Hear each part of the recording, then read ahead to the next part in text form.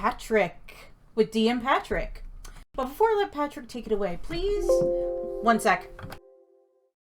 Cat on keyboard. But before I let Patrick take it away, in the doobly-doo down below, please check out a link to our Extra Life page, as well as the Heroes Wanted sister shows and the Discord. But without further ado, take it away, Patrick.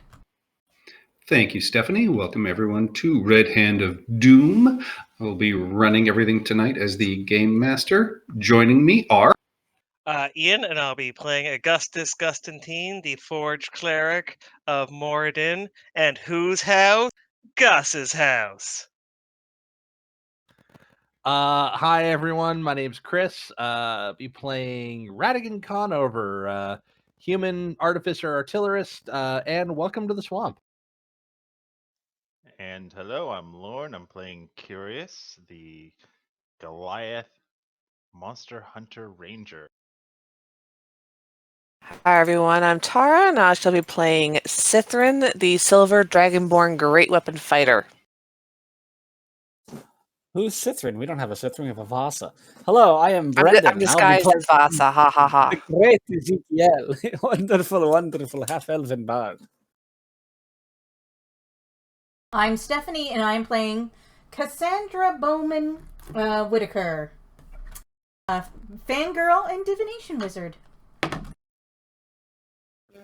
And last session, our party celebrated a funeral at the Tree Village. Yeah, Patrick, you're Patrick's buzzing. I'm buzzing. Buzzing. It's gone. Okay, hang on 1 second. He's gonna try and bring it back.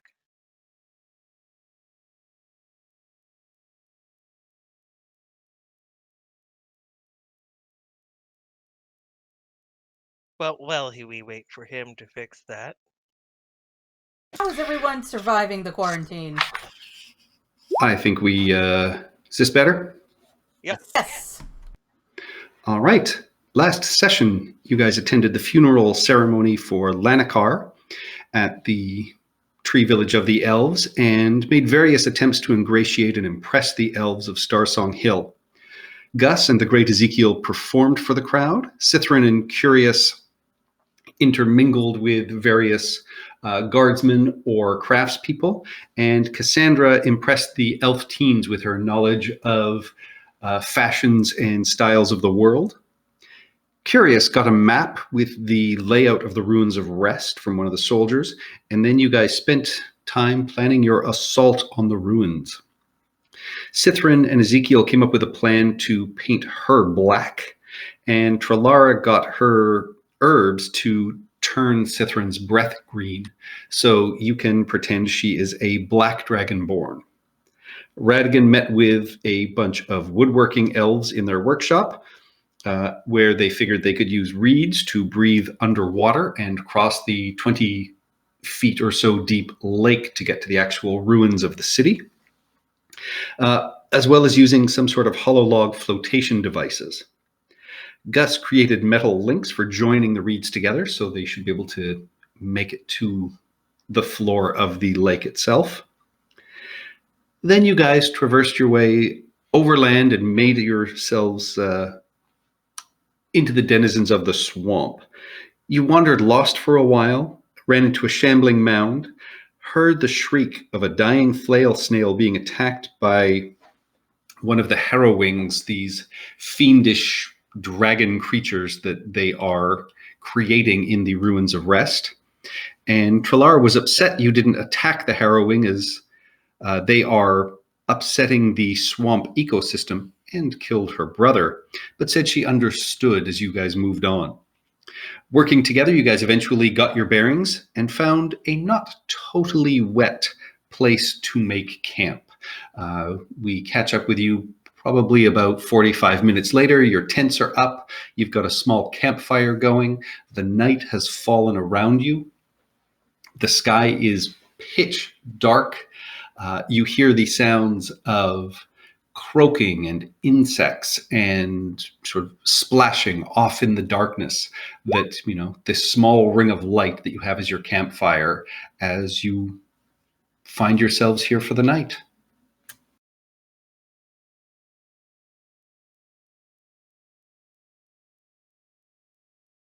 All right, so we're doing a long rest. We're not going to get that far. No, because there's something there on the edge of the light. Yep. Yeah, we see it. It's right there. Sorry. We don't. I don't know what you're Right talking there? about. I'm too engrossed in my fanfiction to notice it. Yeah, Radigan's too busy making more flotation devices so that we can hopefully cross under the water easier. And I'll I cook- suppose Ezekiel will take the first watch then.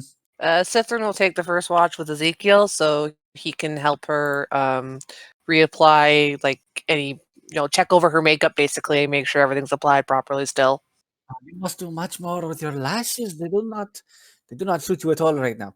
I Let me don't get my have mask- lashes. I know I have false ones for you. They're just pine needles. Cithrin just sighs. And Trelara will bid you all good night, and she says, I just want to thank you again for helping me. I miss my brother terribly, and I know that vengeance isn't always the answer, but it does lessen my loss somewhat. So thank you again. You rest up, ma'am. We're gonna have a busy day tomorrow. I would hope so. And with that, she will duck off into one of the tents.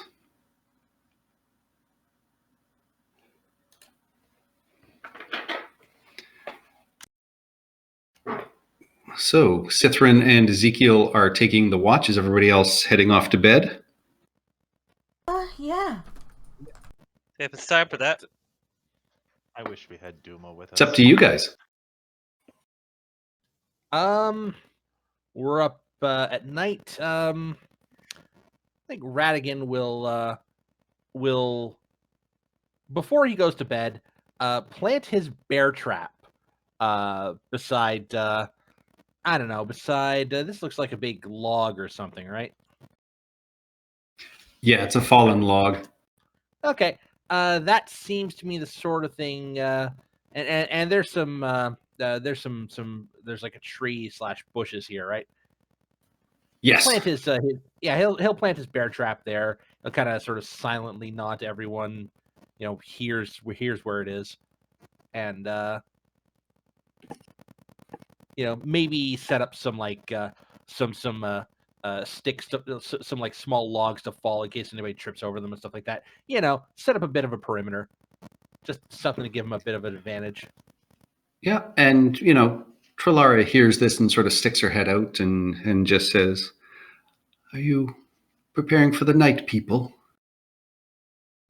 I'm sorry, the night people? Is that night, people or night people? What is it? Night people with a K. No K. The swamp is, of course, filled with the dead from Rest, which was a huge civilization. They will wander in the night, but shouldn't be too much bother. But I wouldn't keep that fire going forever. The light does draw them. It's some of the splashes we've heard as they sort of wandered past us already. Well, that's why they fly everywhere. That's good to know. Good to know. Radigan is going to start collecting some muck to drown the fire with, and just kind of maybe not be willing to sleep so much right now. Are you putting the fire out? Well, we could dampen it down a bit. And Radigan, you probably need just to have cut it. faith. Faith will see us through the night. I got faith. It's called a gun. I also have faith in Radigan's gun. I mean, does he not miss with it quite a lot? Now, I don't need to hear the sort of back talk, and then Radigan's gonna retreat to the tent.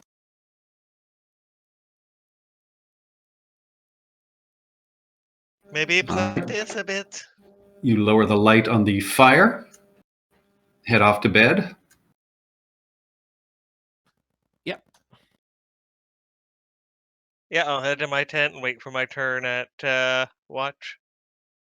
I head into my tent and just, try and go to sleep with thoughts of zombies around the campfire, or around the camp. Don't worry, Cassandra. I will protect you. Really? Don't encourage her. And I'll say this like after Cassandra goes to bed. Yes, ma'am. Well, if you truly wish to pursue her, don't encourage her. Oh, I will do, before I go to bed, we will do a prayer to Moradin, as well as to the poor lost souls who wander the swamp, and may they find rest and eternal peace. Patrick, Yes. can I comfortably sleep in my mithril armor?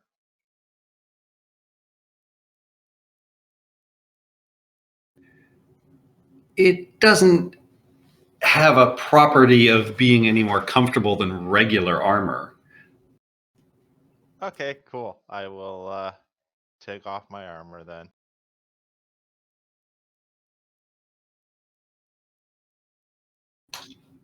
All right. Is there anything else anybody wants to do? I can't think of anything. No, just watch out. Yeah, just tripwires and bear traps and a hopefully lowered fire. Well, the fire was definitely lowered. And, as everybody else sort of heads off to their bunks, Ezekiel and Cithrin, you guys can hear, these sort of evening sounds. You hear, sort of slithering and scurrying in the bushes around you. And even with your dark vision, you don't have a very wide range of sight around you, Ezekiel, and it even makes you a little bit nervous. And you hear the occasional, splash. Give me a perception check, you guys. Mm-hmm. 50? You see a Oh, green I can see frog nothing. singing the Rainbow Connection. I am John Cena. So yeah, you guys, as you sit through the first couple of hours of watch, you do hear, the sounds of animals around. You hear, kind of splashing. There is, just at the edge of your vision, Ezekiel, you can see this sort of emaciated sort of husk of a humanoid, sort of splashing in the water and then sort of get distracted, and you can hear it kind of splashing and moving off.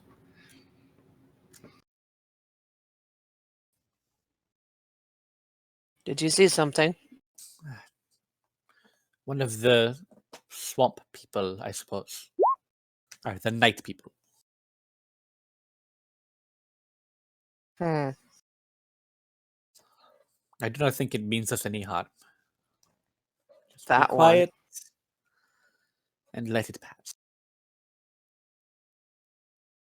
Maybe With wise that? to stop the fire out the rest of the way, though.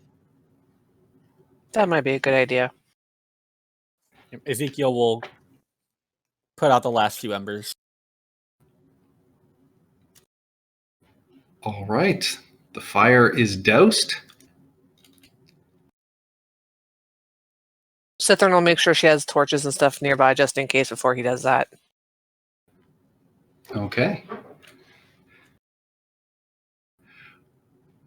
With that, Cithrin, it is now pitch dark. You cannot see anything in the night. Mm-hmm. And Ezekiel, for you, your vision turns simply into dim light everywhere. And with that, your watch ends. I guess we make sure that we have at least one person with dark vision with each watch. I'll leave the torches and stuff in place, and I'll ask Ezekiel to lead me to my tent, since I'll I do can't so. see. Happily. All right, you walk Cithrin to her tent. Who's taking the next watch? Trelara is the only other one of you with any sort of dark vision. Cassandra. I will take the next watch. I will watch with Cassandra. And then we can get Trelara and Gus, or Trelara and Radigan. Yeah, And I am on a completely black screen with nothing. Yeah, There Cassandra we should have go. dark vision. She's a half elf. Yeah, so you have very dim vision throughout, Cassandra. Yep. I'm gonna spend the first minute or 10 minutes of the rest re-equipping my armor. All right, yep, you put your armor on in the dark. You, Curious, are completely blind. Yeah, I mean, having woken up to complete darkness, I assume Cassandra would have helped lead me to the remains of our fire. Yes, come over here. Do you need help putting on that armor? I'm good. I would probably have taken the exact same spot as Cithrin to have easy access to those torches and be ready if I hear anything to light a torch and probably go after it. All right, yeah, you sit exactly where Cithrin was. You can feel a small grouping of torches that she has put together, along with a flint to light everything up. As you guys settle in and, the night takes over again, you hear sort of wind rustling through these low vegetation, the low vegetation that is around you here in the lowlands. You hear again the sounds of things slithering and slightly splashing into the water. There's this fetid smell that comes across from these black pools. You can both give me a perception check. Curious, you with disadvantage. Cassandra, you can give me one as well.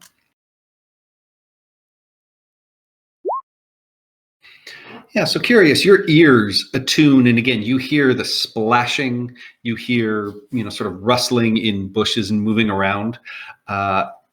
You also pick up, just at the edge of your hearing, just this faint,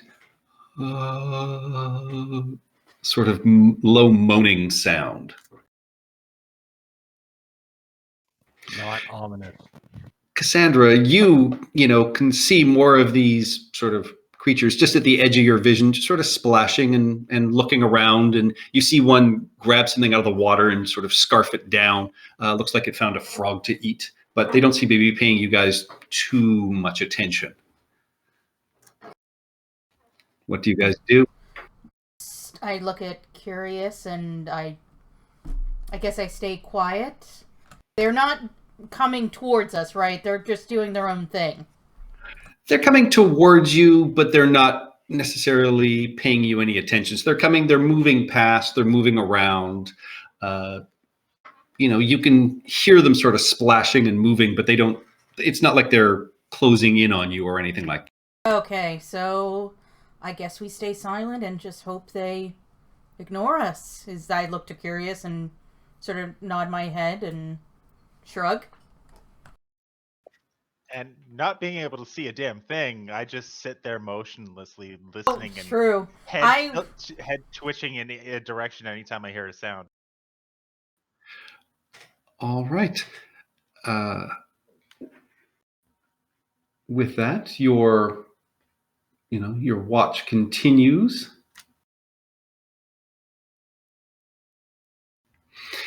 Until Stephanie and Curious, you both pick up more of this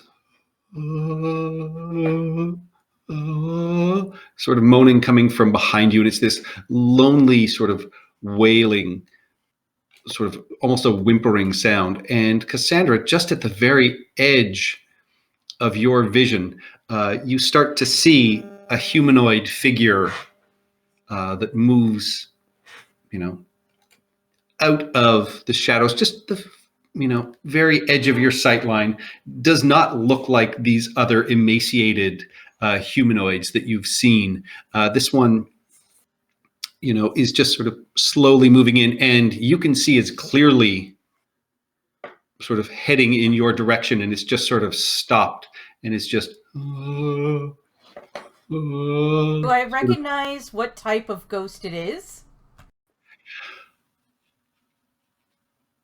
Like, it does not appear to be a ghost. It appears to be a solid form. It just appears to have. You just hear this low, awful sort of keening moan come from it. I will very, very quietly, maybe even very quietly and very, very gently move closer, because I know Curious can't see a damn thing. And I'll just go, like, gently tap Curious and say, Curious. Did everyone hear my, like, whisper, or should I stage whisper? Stage I whisper, barely heard please. it, but yeah. I was like, I'll go Curious. Oh, Curious. Over there, some white ghost, solid undead thing. They're kind of moaning in our direction. And as soon as you are leaning over and whispering, you see its head sort of perk up, and you see it pulls out sort of from behind its back these two long, almost blade-like arms. And as it does so, they swing around, and you see one of these arms actually shoot out towards you guys. I need you to roll initiative, please. Ah. Way to go, Steph. Hey, he can't see a damn thing. Are we all rolling in right now, or are we waiting Nope. until next round? It will be till next round. Cassandra, you are not surprised as you see this creature start to do this, as you've been wary of it. So you see its arms start to just almost extend out as it fires towards Curious. I wouldn't be surprised because she was warning me of a creature in that direction too, right? I don't know where it is, and they would have advantage on me, certainly, because I can't see them. But I at least know they're there, so I'm not surprised by them. No, you weren't surprised. You heard them coming anyway, so even without her warning, you weren't surprised. Cassandra, you are up. So there is a pile of torches right beside you there as well. And you see this creature has moved into what appears to be an attack of some sort. Right, so I will, for Curious's sake, light up a very, very small torch so he could see.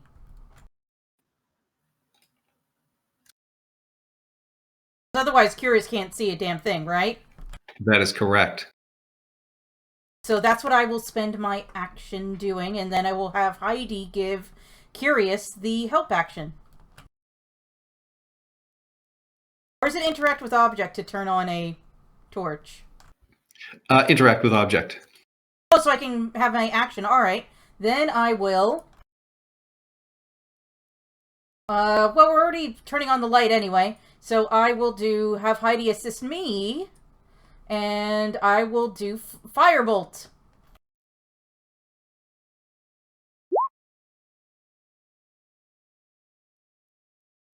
$14.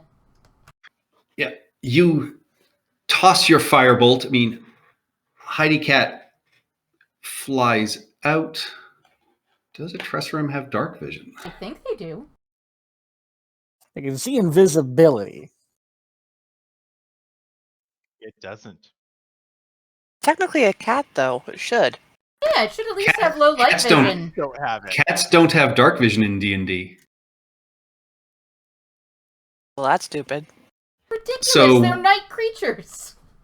Yeah, They're so nocturnal your Tressrum flies out, but once it's out of the light of the fire, it cannot see you, so it is not able to give you the help action because it can't actually find where it's flying. So It has a your keen firebolt. smell. It has a keen smell. Yeah, it means we can smell it from here. Mm-hmm. All right, roll me a perception check.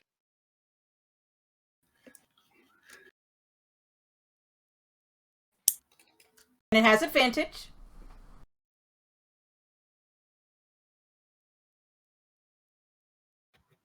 All right. Yeah, I will say that will work. You see your firebolt spark off of whatever this creature is in the darkness, and it lights up just for the briefest of seconds. And so, Curious, you can actually pick up a location for it as well. Cool. As this happens, you also see in the light, Curious, this what appears to almost be a harpoon come firing across.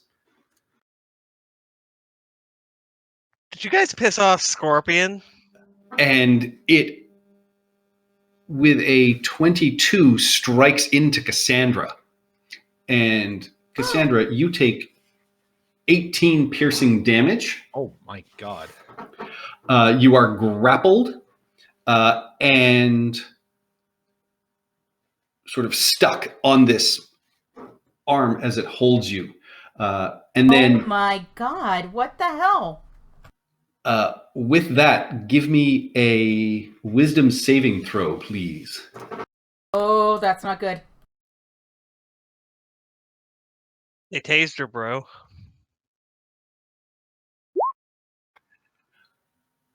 All right.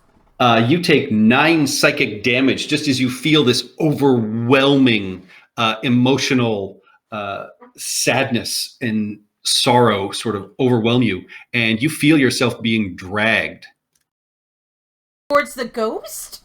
right up to it. It drags you 30 feet, just pulling you right to it. She said she lit the torch. I don't think she was carrying it. I think she left it on the ground for you because Sithrin had them laid in on the ground. Yeah, I wasn't holding it, but it's right next to you. All right, that's fine. And I think I would have just, like, stuck it in the ground, honestly. with that, you start to hear, with the light going on, you start to hear the sound of and splashing and other movement coming towards you guys. Curious, that is your turn. All right.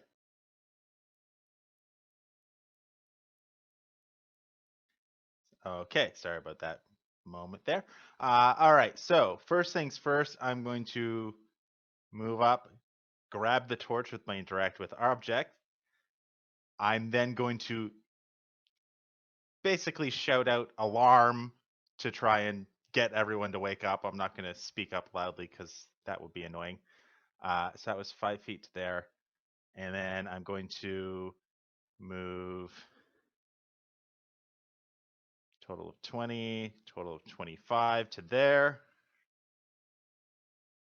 I'm then going to drop it, the torch, that is. So I haven't used any of my actions yet, I believe, correct?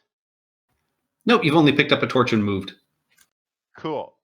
Bonus action, I'm going to mark this thing as my favored foe, giving me Hunter's Mark on it. So, boom. And then I'm going to actually draw my weapon and attack with my hand axe.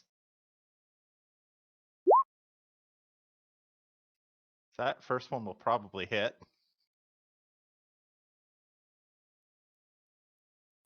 That does hit.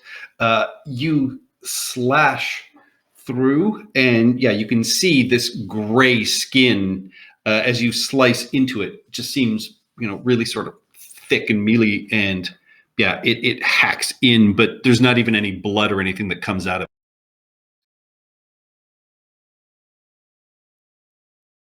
Weird. All right, second attack. That Also hits. Yes. Nice. Decent damage too. Above average. Grand total of 28. Yeah, and you can see this creature recoils as you strike it and certainly seems displeased with this turn of events. And yeah, that's going to be my turn. Hopefully I woke everyone up. I really wish one of you had shouted, "Awake, awake." Bring all the I other shouted monsters alarm. here? Oh, right, Yeah. alarm, yeah. Yeah, Curious did yell for alarm, so we'll have everybody else roll into initiative. But Cassandra, you are grappled on this bone-like arm that is still stuck inside you. Ah! Interesting phrasing. And yet two This is can still something be out of like hentai. I don't It's know what not the hentai fun- you're watching. Not the good one. I guess. Oh, I I gotta. thought it was Mr. Toad's Wild Ride.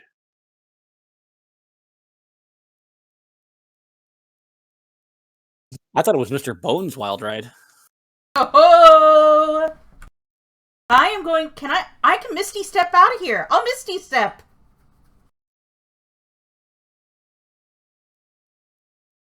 I don't know. All It right. all looks like it's a small world to me. Where do you Misty Step to? Right back here and go, Gus. Gus, I need a medic, Gus. All right, everybody else, you can hear them start to sort of wake up and grabbing their equipment and moving out. They'll jump in the next round. And then, oh! I didn't even need it. Crit. You toss a firebolt and it smashes against this creature's chest, and you can see, yeah, there's this big sort of light show. And as it lights up, you can also see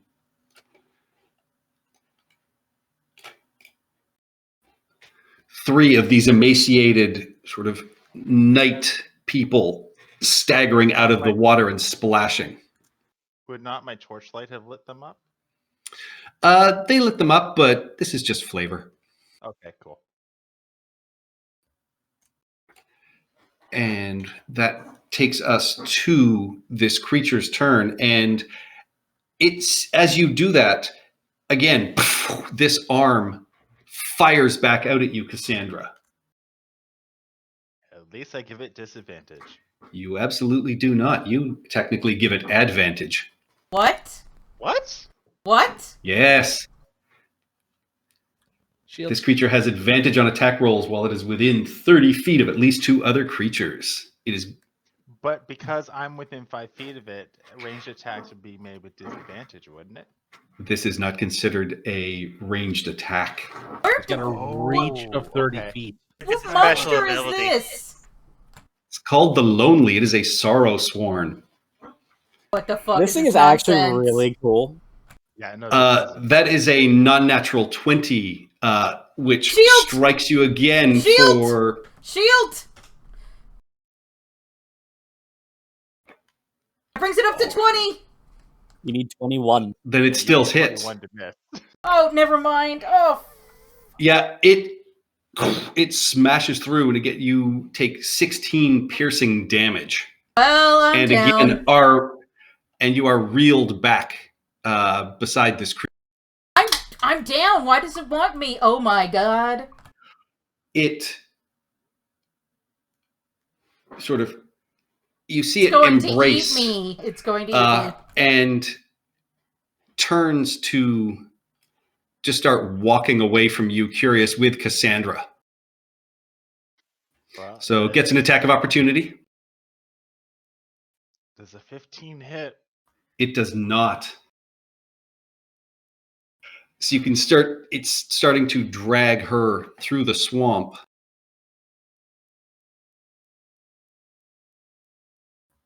Now, if only I can frickin' figure out which of these creatures I use to put them in the tracker.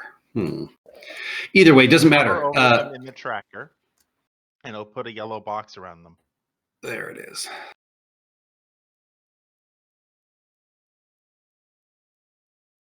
But they're not in our... Oh, there they are.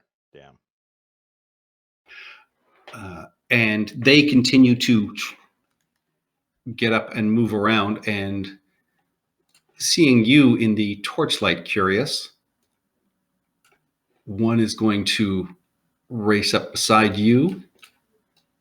This guy will also move in. The others, you can still hear them sort of sucking and watching. And the first one is going to come at you with its claws. That is a 24 to hit for 9 slashing damage, and then a 7, which does not hit. Then an 8 and a 17. So only one of them. My armor. Yeah, only one of them managed to rake you across with its claws. And that takes us to Curious. Okay, I'm assuming the Sorrow here was not in any danger of dying. No. I am. I mean, we could just give her to the swamp and then maybe we'll have a better time of it. Excuse you? Oh, that was your husband, not your party member. I can still see him, so I can actually do this. Bonus action, Zephyr Strike, which means I do not take attacks of opportunity.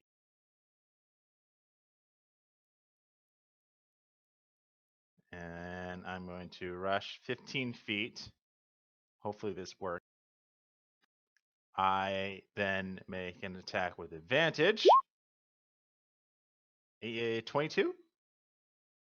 22 hits. That's 18 damage.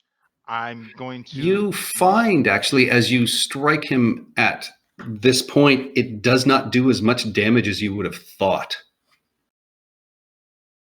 He's taking reduced damage for some reason. Yes. Even though part of that is force damage, or is it just he's resisting it all? Not resisting at all. Some of it. Okay, that's good. I'm going to then leave my axe in... No, I'm not going to leave my axe embedded in the body. I'm going to use my free action to put my axe away. And then I'm going to attempt to grapple him as my second attack.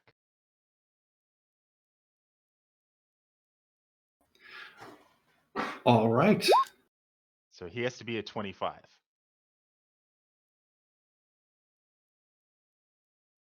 That roll, though. That is a 19. He does not... he actually doesn't even seem to contest as you grapple him. He just turns to you and... And then, okay, I used 15 feet to get there. I actually technically have an extra 30 feet of movement on this turn.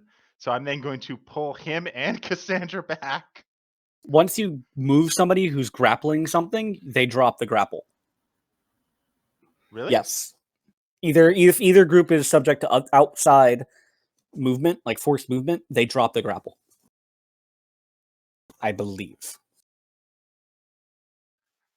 Well, I'm gonna try it. I'm gonna do it anyway because that way it'll at least get him off her. But she's All also right. literally impaled. Yeah. Yeah. If you do that, you can also just see in the dim light, she will fall into the water. Okay, I will not do that then. I will just hold him in place and call out for help and end my turn.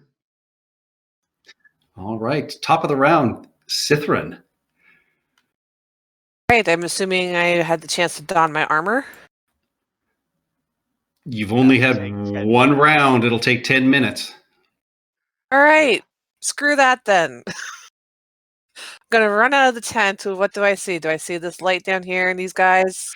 Yeah, you see a torch in the ground. You can just make out Curious, and he seems to be grappling some just faintly visible gray person who seems to also have Cassandra wrapped up. Save Yeah, me. Save Sleeping in me. armor would I have taken my armor off if we were surrounded by enemies? Probably, even because it causes exhaustion. Yeah. Yeah. Only Medium you can and heavy. say. Yeah. Yeah. This is gonna suck. All right, armorless. I'm gonna do the little barbarian charge thing. Run out, and I'm gonna swing at this guy right here. I don't All think right. that torch is giving enough light. 20 feet of bright, 20 feet of dim. But that's Are not you 20 feet of kidding bright. me? At most, that's 15 feet of bright. Does 11 hit? It does. They're zombies. 27 slashing damage. And as I'm before I hit the thing, as I rip out of the tent and start barreling towards it, I just shout out, "Move your asses!" Kick Radigan awake if I have to. Ow! All not right. hard, not hard. Just like boot your foot as I'm out the door. Yeah, you slash into it twice, and I mean, parts of the skin and bone and this like black liquid that almost looks like just thick water, sort of pour out of it, but it still stands and it just turns towards you. Well, that's all I can do. That takes us to Radigan. Okay, Radigan starts stumbling out, and he's already got his gun in his hand, and he's already shooting at this thing before he kind of even is aware of what's happening. He's just blasting as soon as he walks out of the tent. Which one? The one right by the fire, or the one that Cithrin is engaged with? The one that is grappling Cassandra. All right. 19 hits. Yeah, at about 20. 20 oddly misses, even though the 19 hits. It's very weird. Yeah. Nope. So your 20 and your 9 both blast into it, doing a grand total of 26 damage. Very nice. Yes. Now, here's the question. Do I see this arm, sort of spearing her? Because if I don't, I'm just going to shoot at it. If I do, I'm going to shoot at the shoulder to sever it. You can see that she is being held. I will say, in this light, it looks like she's been impaled on something. So yeah, it looks like something is, sticking almost straight through her. It's like a giant harpoon. Right, but I can't see it on the other side. Correct. Okay, so straight at it. All right. Cassandra, roll me a death saving throw, please. Come on, nat 20. 5% chance. Well, at least it wasn't the other 5% chance. Yep. This is great. This is great. Takes us to the Great Ezekiel. All right, so I'm up. I am in my armor, right? Because it's light armor. You can sleep in Yes. light armor, right? Yeah. Yep. What about medium armor? I can see this going on, right? Yeah, in With your dark vision. there you have dark vision. And I Yeah, mean, with your fancy armor, you just make it look like fancy pajamas before you go to bed every night. Of course. I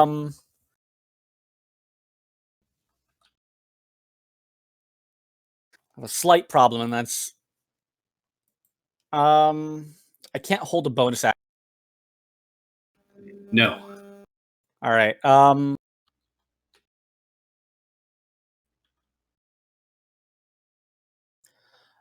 I'm going to and I have no good spells for this situation. I'm just gonna stop the initial problem and give a healing word to Cassandra. I'm gonna get 5 feet closer.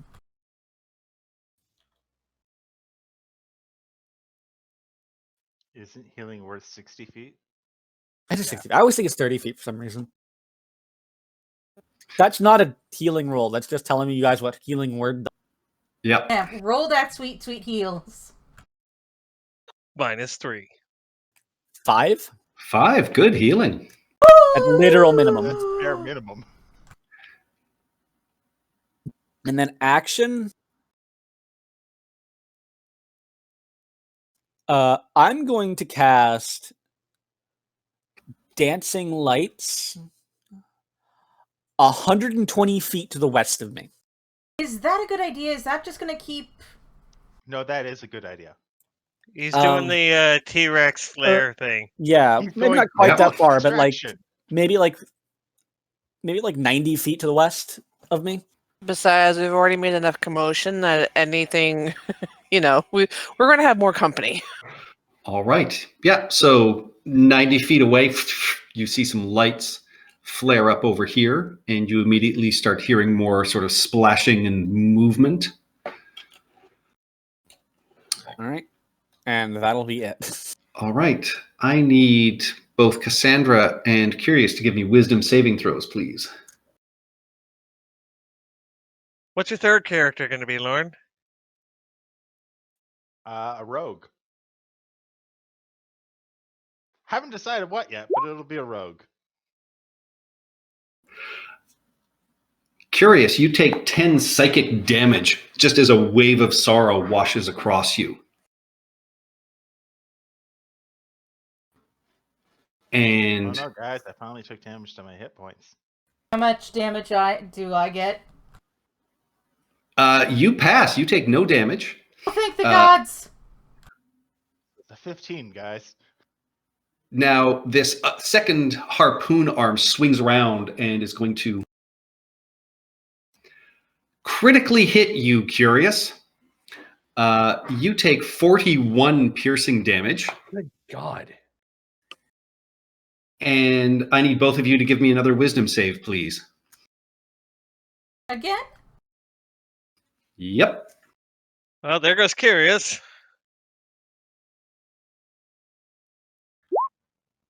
There we go. Critical save. Wow. The gods are with you- me tonight. You take 9 psychic damage, Cassandra. You take 18 psychic damage, Curious. Wait. I passed, though. Yeah, you passed the second one. They're two different saves. I'm unconscious. So I'm also unconscious again. I hate Yes. this thing. And this creature can only move 15 feet, but it starts moving 15 feet away, dragging Cassandra and Curious with. Is Trilara helping us? Oh, yeah, she is. Hang on, let me get her out. She's a heavy sleeper. She didn't roll initiative. That's the problem.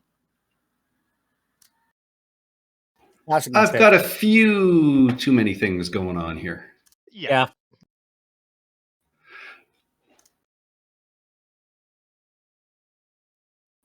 So I will give Trilara her turn.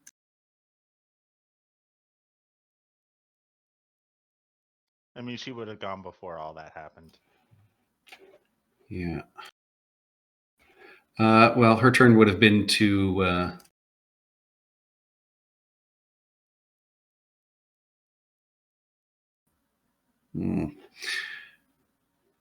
All right, she's going to cast Shatter here.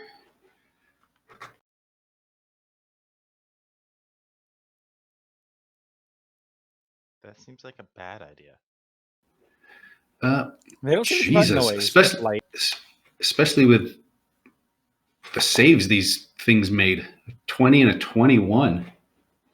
I was gonna say, Shatter makes a very loud noise that's heard for hundreds of feet away, and we're Yeah, trying it to keep does. somewhat quiet.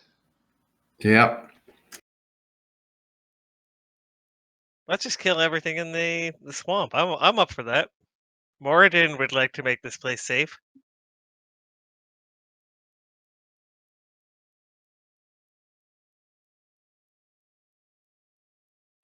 All right.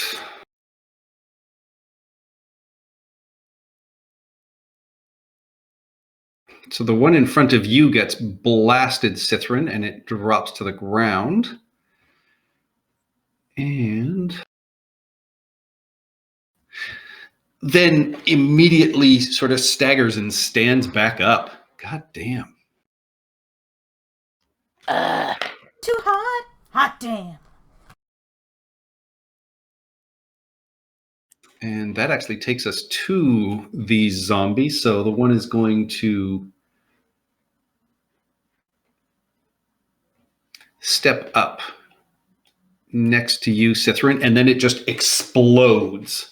I need both Cithrin and Radigan to give me Constitution saving throws, please. Oh wait, no, that's a Constitution saving throw. What the fuck? So this creature explodes. You take 7 poison damage, Cithrin. You take 14 poison damage. Wait, does that put out our Radigan. torch? No, it doesn't.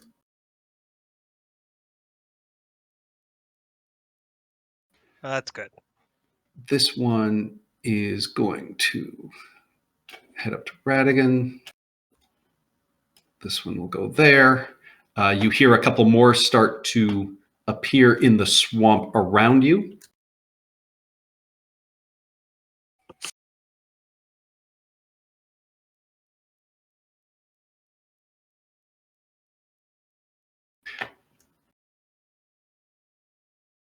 But you also hear a lot more of them splashing off towards the west where Ezekiel's lights went up. All right. So this one against Radigan will claw. That is an 8 and a 12. Neither one hit. Against Cithrin. That is a 21 and a 6. You take 6 slashing damage. Okay. Augustus. All right. So, I am gonna go. This is basically 40 feet. I'm gonna grab. I can grab the torch off the ground as my interactive object. Yes. And I didn't have time to put on my armor, but I did grab my staff and my hammer. And fuck it, we'll just double move because this thing can only move 15 feet, right? Seemingly. Actually, you know what? Better than that. Kilios, you must wake up! And I will cast Healing Word. Can we not shout? We could It's not. a little bit but- late for now. Now that the shatter was cast. Yeah. Yeah, we're going loud. And 7 hit points to Kyrian. And it is Curious's turn. You are grappled and being dragged away by this gray creature. Okay, I don't exactly like that.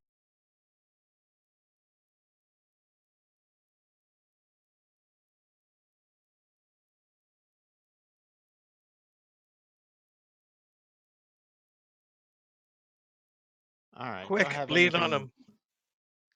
All right. I assume he's still Hunter's Mark because I don't have to worry about concentration with this version of it. So, all right. How injured is he?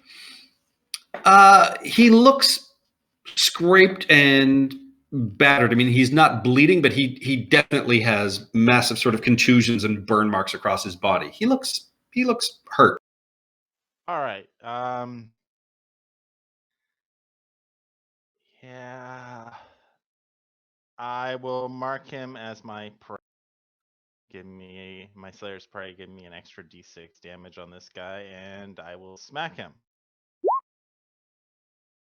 I assume that Hits. And then that only works once per turn. So I will smack him again. Another 12. Nice. 29 damage. Yeah, and again, your slashing damage at this point doesn't seem to be doing as much as you thought, but it is definitely still not the thing. So you're still slashing in, and you think you're doing decent damage, but just not as much as you typically would. But this creature is starting to really look haggard and injured. Okay, yeah. Cool. I will end my turn, and remember I should have done something last turn, but that's fine. Cithrin, you have zombies in front of you, and you can hear a couple more starting to come up from behind. Yeah, I can't leave Curious and Cassandra there, so I'm going to take the attack of opportunity. Sorry, Radigan. That is a 10 and an 11. Both miss. Yep.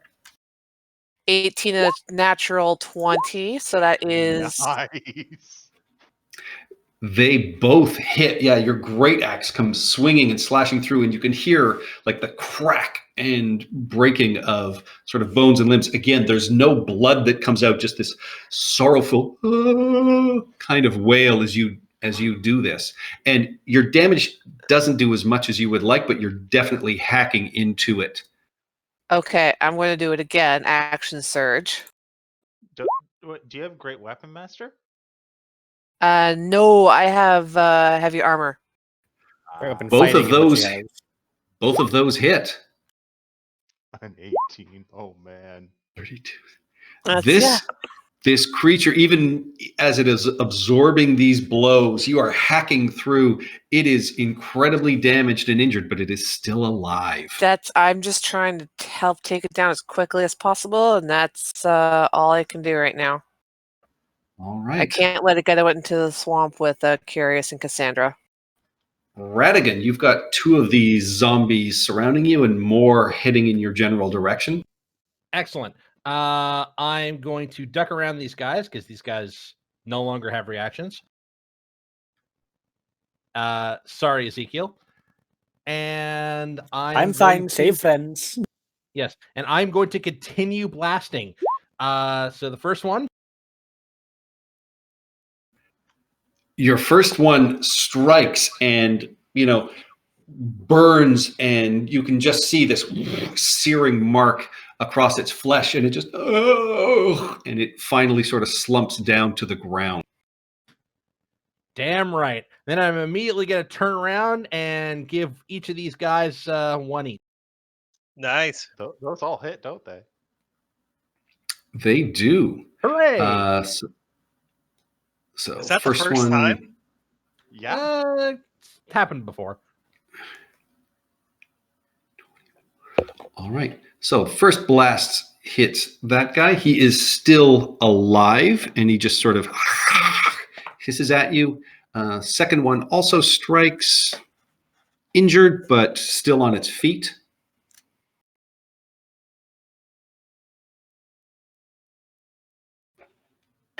Any more movement? So I want 5, 10, 15, 25. All right. Takes us to Cassandra. Give me a death saving throw, please.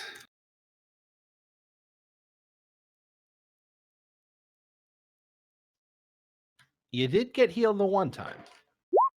Yeah, so I reset. That is a success. Huzzah! The great Ezekiel.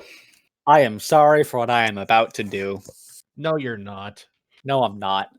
First off, I'm going to bonus action. I'm going to move the lights up about 30 feet so they're more visible, and also like north about the same distance. I can move them to 60 feet. All right. And just get them further away from us. And then I'm going to cast Darkness there. Okay. Well, actually, there. Yeah, like there, because that won't get any of us except for Gus, but it will let everybody over here who has dark vision, which is literally just Cassandra. I realize now. See.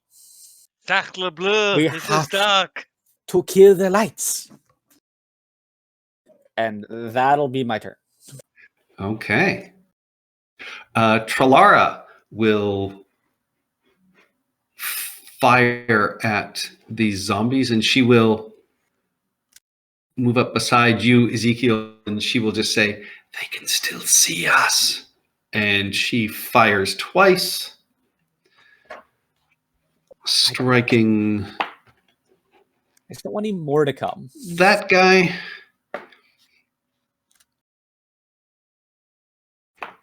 And you hear her call out To you, Cithrin, and you get a bardic inspiration. Thank you. D6. And then these zombies are going to move in.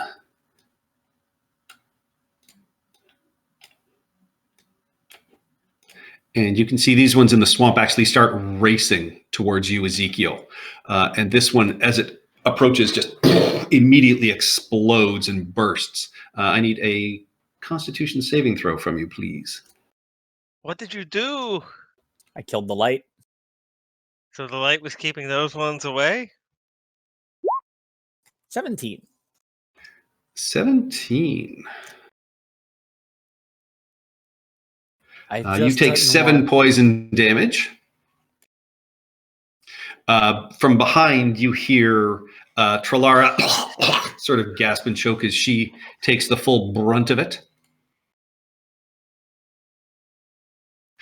And then these other 3 around you are going to... Actually, 2 are going to swing at you, and the third one is just going to burst again.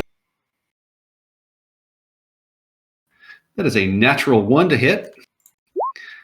That is a 7 to hit.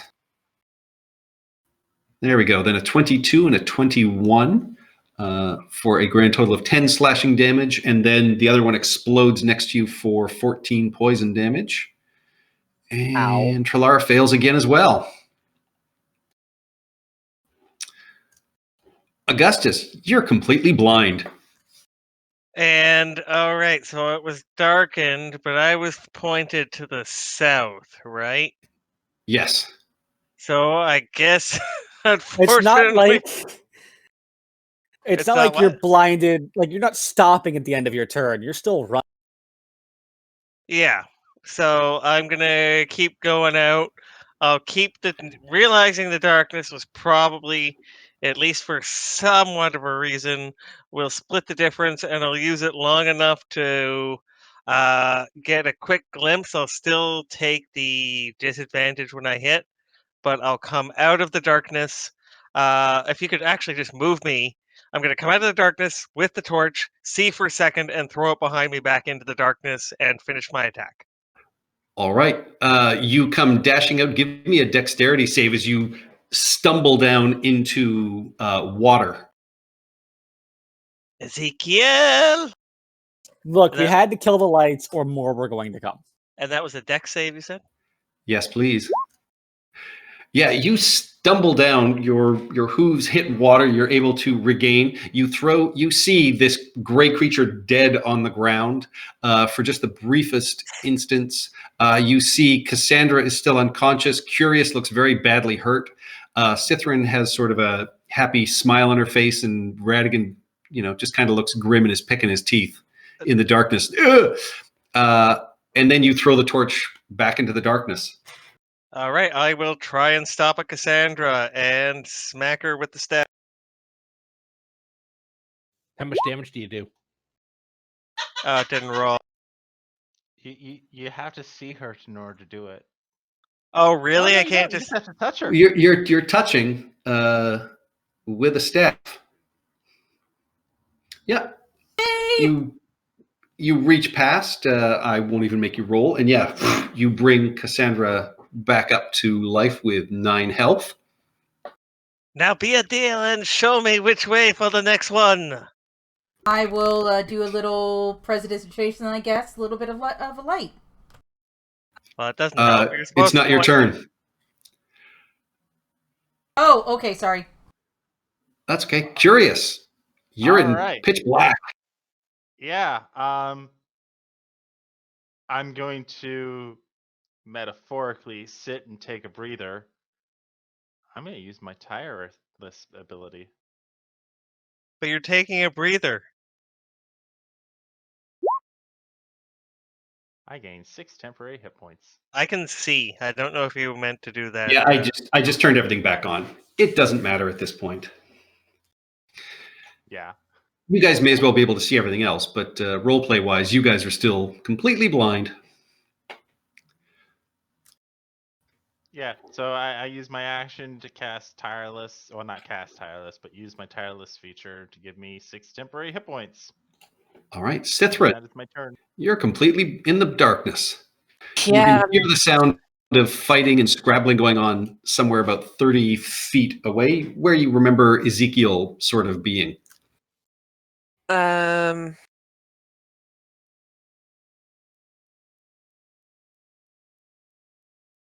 all right, second wind. Not second wind. Second wind, yes, that is the one I want to do. So I can heal myself up a wee bit. As I stumble forward towards the sounds. 10, 15. And I move like basically 20 feet forward, and I'm assuming I come face to face with one of those things. Come face to face with something. Yeah. So I attack with disadvantage, I assume, because I'm still blind, even though it's right Yes. there. Yes. Okay, just checking. Pop up. This is when Ezekiel having clammy skin gets him killed. Good Lord, a 23 with disadvantage. So yeah, you strike doing 10 slashing damage. You hear a sort of hiss and cursing sound, but you don't hear a body drop. I need light. I'll growl out. That will bring more of them. That's all I do. Takes us to 1d10. Radigan. I'm just gonna roll. Yeah, Radigan's gonna stumble. I can I hear people sort of getting up over here and not moaning, so that's good. Also, Gus is here and he's hitting people with a stick saying live, live, so it's fine. I'm gonna sort of stumble back towards here and just sort of shout out to Ezekiel and say, they can hear us. Drop the darkness and get away. And I'm going to shoot blindly at what I think is one of them. The one that went squish. All right. Blindly firing, you hit this one down here, and that is enough to presumably take it down. You see this sort of spray of spark and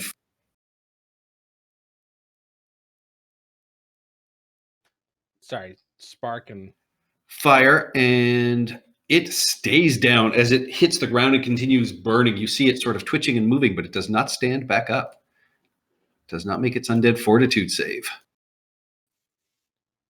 Hooray. Cassandra, you come too. You can actually see, and you see that there's a whole host of zombies that are heading off to the northwest where these dancing lights are up in the sky. And you see one is currently harassing Ezekiel. Hands off! I'm going to firebolt. Hands off my man. That hits for 10 fire damage. And then I will use the rest of my movement to get up, and I will 5, 10. I will walk closer to Gus, and I will thank Curious for helping me. You hear Cassandra's voice in the darkness. Oh God! There's something next to me. It's just me. Shh. The great Ezekiel. I will turn to Radigan and I will say, there are many more heading towards my distraction. I keep it down for now. And I will attack. Actually, I'm going to hit him with a Mind Spike. The one closest to me. Oh, no, I won't. I'm just going to disengage and move away. Because I'm really hurt. All right.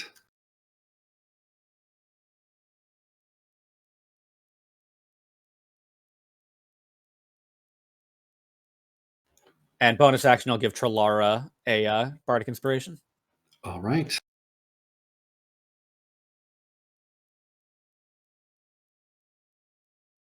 She is going to step forward and is just going to say, plug your ears, it's going to be loud.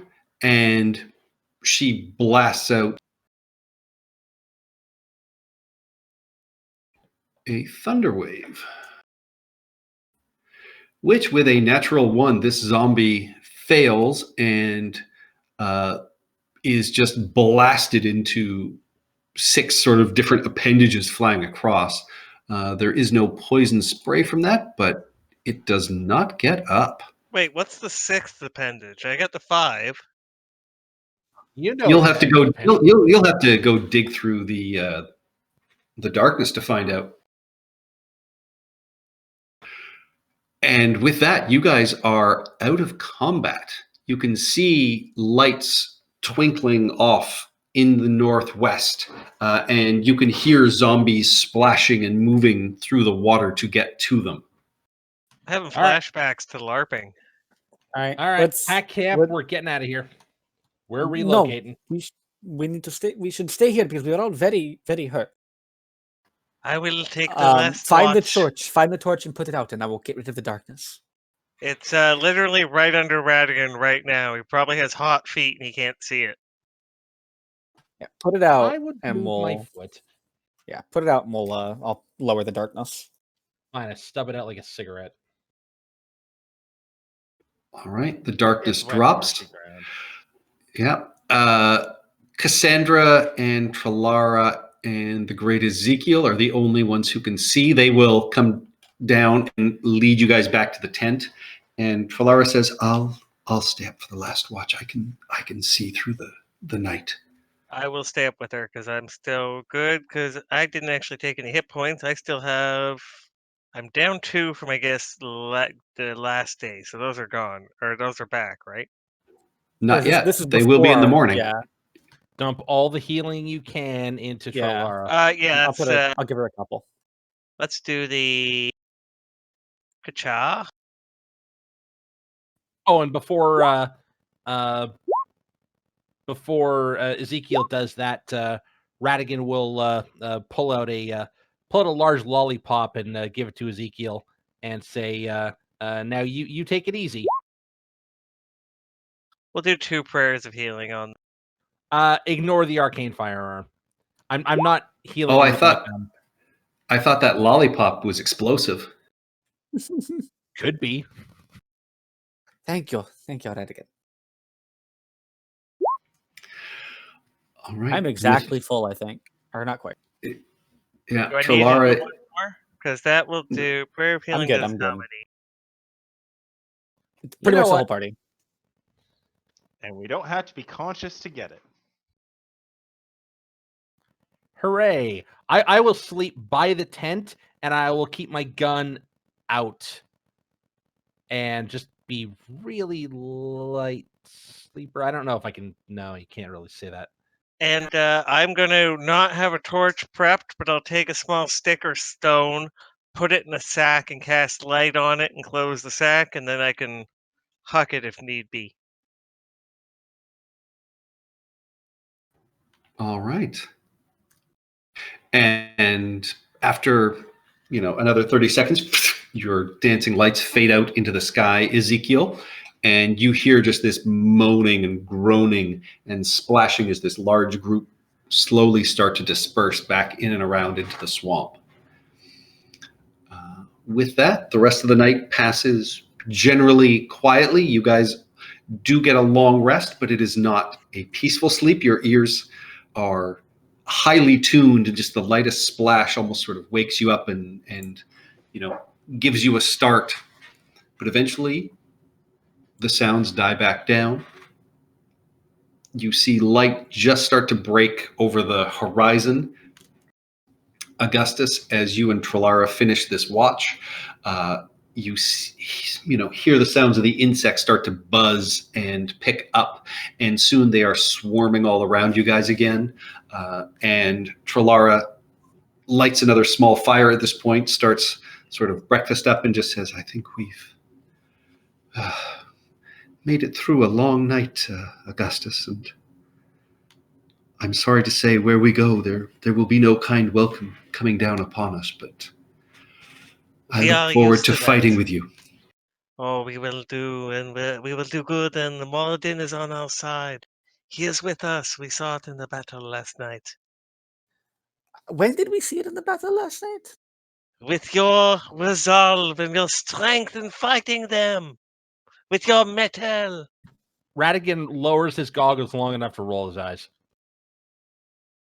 And your ability to roll your eyes, all given by Moradin. Although when he made Radigan, he may have broke the mold purposefully.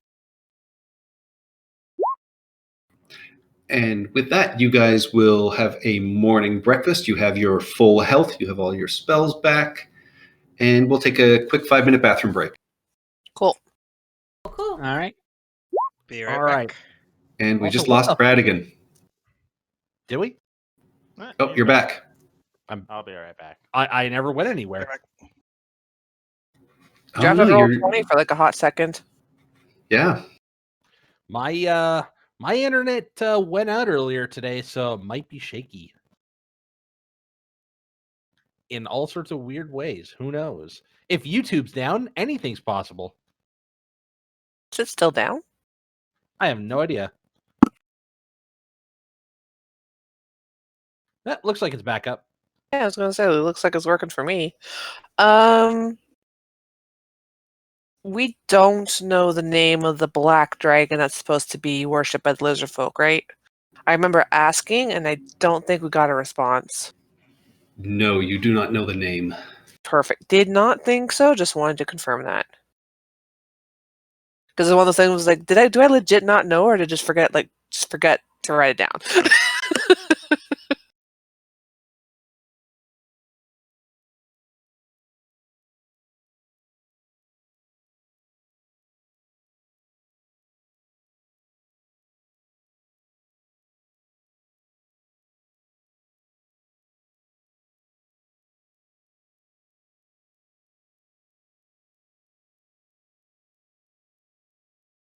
Also, what the fuck was that?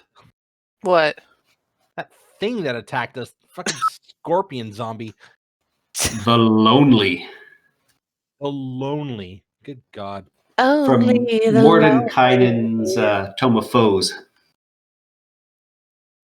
That's a new thing. Yeah, I'm looking at it now, and it is horrifying. Well, it's just a picture of it, anyways. What's that? The There's a- monster we just fought? Yes. What's it called? The Lonely. And the zombies are husk zombies from Explorer's Guide to Wildmount. You assholes, that's just a picture of me.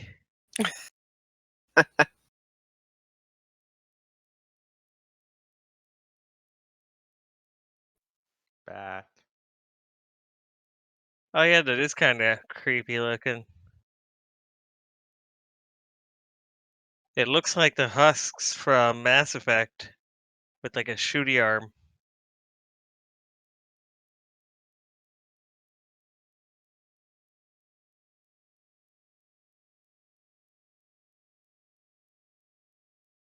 Everyone watch the new episodes of Rick and Morty? Don't watch Rick and Morty. Boo. I have not started I have not started the new episodes yet. I haven't started yet. I really should. No time like the present. I actually just started the Frankenstein Chronicles. So I'm working through Marco Polo, Riverdale, and the Frankenstein Chronicles right now. Did I they don't ever know. unfreeze time after the end of Rick and Morty? Yeah, that's like you've missed 2 seasons at this point. That can't be possible. Because that's like season 1 or end of season 2, and we're on what, season 5 now? Season 4. 4, okay. No, So, I- Just split into 2 parts. I remember that being the end of the thing. It was like Rick rants at Morty in a garage, and then that's over. Wait, fuck, that's the end of beginning of season 3. Shit.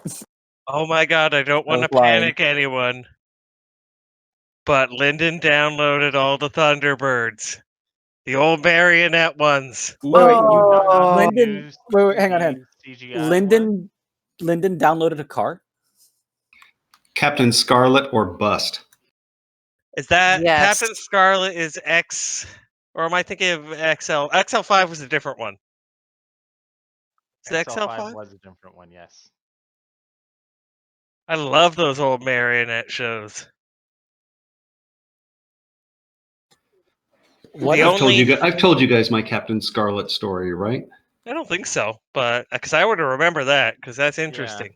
When I worked at Harrods, they were relaunching the series as they do in the UK every few years, and so they were, like re-releasing the toys and doing a big advertising push. And so they had a big display up in the Harrods toy department.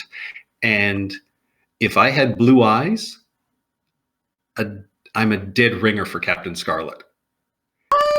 Yeah, like to the point where the advertising people were just like considering doing something with it. Like, it's creepy. What, like you're colored wooden contact. and you've got strings coming out of your hands and you kind of walk floatingly? Oh yeah, pretty much. No, like the chin, the face structure, it's crazy. But yeah, Captain Scarlet is blue because I had no idea who Captain Scarlet was. It's not exact, but it's pretty close. I actually had all like the first gen like cast iron metal toys where like the one little ship fit inside the other one, and yeah, The I had those. Thunderbirds one? Yeah, Yeah. I had those. The God, only y'all one are that's all so old. the Oi, one that survived until today was Thunderbird 2. The rest I've lost or destroyed along the way. I think my stepfather stole them when him and my mom split up. But we all have Aw. to agree that Thunderbird 2 was the best Thunderbird. Yes, my stepfather is Not a colossal six. art, so Wait, what was 6? Because it was 5, 4, 3, 2, 1. 5 was the spaceship. 4 the submarine. Six was the space station. I thought 5 was the space station. Nope. I Then why does it prefer. say Thunderbird 5 on the side of the space station when I'm watching the opening of the first It might episode? have been 5. I forget now. I'm gonna look that up. Yeah, I it's- prefer the Thunderbird 5 was the 19 rocket. No, that's I 3 prefer the or 1. 1955 Thunderbird. That's the one we're talking about. So it's space I'm station, submarine. 3 is the rocket ship. 2 is the green. And 1 is the jet rocket ship. Okay, yeah. Thunderbird 1, a blue and silver hypersonic rocket plane. Yeah, the rocket Two plane. is the supersonic carrier. 3 is the single stage to orbit red spacecraft. 4 is the yellow submarine. Thunderbird 5 is the station. And 5 is the space station. Yeah, I stand corrected. I was obsessed with this show when I was a kid. And remember that old black and white sub one where the monster of the week was invented? I loved that when I was a kid. Actually, no, I have to admit, as much as I hated the color of it, the Fab 1 was amazing. Which was the Fab one? Oh, The Fab the one was car, the- the limo. Especially modified Rolls Royce. Yeah, the limo, the pink limo. For Lady Penelope Crichton Ward. The one with the 4 front wheels, that wouldn't work. There's a couple it would. cars like that. They're just not very. They don't have a big turning radius. They work, I'll but bet they're they not don't. great. If you can't turn the wheels, they don't have a good turning radius. Is Well, the everybody funny thing is, back? because it's a Yep. I larger believe vehicle, so. It actually has a tighter turning radius. All right, so you guys awaken. You have a decent breakfast. You are still in the swamps. You're about a day's journey from your destination. Trilara unfurls the map and looks out and just says, "Who's leading the way?" I think, will prepare. I got the highest survival, so someone can help me. I will help him because I am proficient. I have a +5. I think you have a +6. Yeah, we're 1 apart. Radigan hands you. Bam! Radigan hands you a piece of paper with the word GPS written on it. No It's- positioning system. It's something you scribbled when you were trying to hang a clock over the toilet in the morning. Yeah, No, I he hit my fell and head. hit his It's head, really yeah. weird. All right. With that, you guys are able to make good time this day. The sun comes up. It is hot. It is, full of biting insects. The water, everything is just sort of steaming around you. You guys are sweating, and there's just this terrible acrid smell as you guys cross, in through these lowlands. There's scrub brushes, there's very little cover, but off in the distance, finally, you can see a large, dark lake broods in the marshland, measuring nearly 2 miles wide. The cloying reek of decaying vegetation and swamp ooze is thick in the air around you, and countless frogs and insects and these marsh birds every once in a while sort of chirp and croak and call to each other around you guys. Occasionally you hear a large splash and, your thoughts return to the night, but you don't see any more of the night people.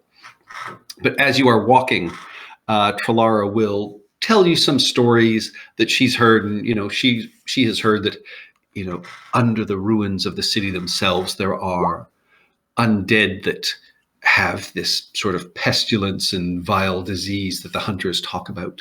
But she also tells you tall tales of like fog giants being in the mist and other creatures and things like that. Eventually you reach a point where, as the sun is cresting in the late afternoon, you can see out near the middle of this lake, coming into focus, are dozens of decrepit stone buildings jutting out of the black waters. In most cases, you can see that they sag and lean treacherously, the windows of their upper stories now even with the still lake's surface. However, there are 2 buildings that seem to have survived relatively intact, and they obviously draw your attention. One, a large stone tower about a quarter mile out from the southern shore. And as I say this, I will pull it up for you.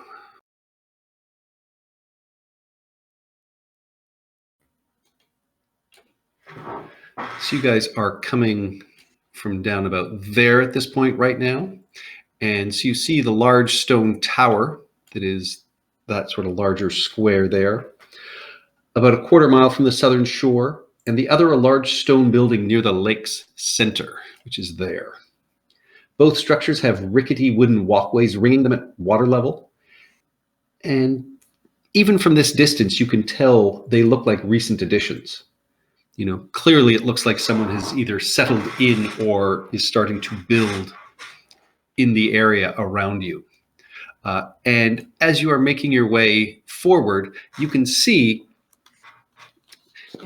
in this sort of lowland scrubs that you are coming through, slightly crooked huts leaning on rickety wooden stilts out over the black waters of the lake, about 25 feet in diameter.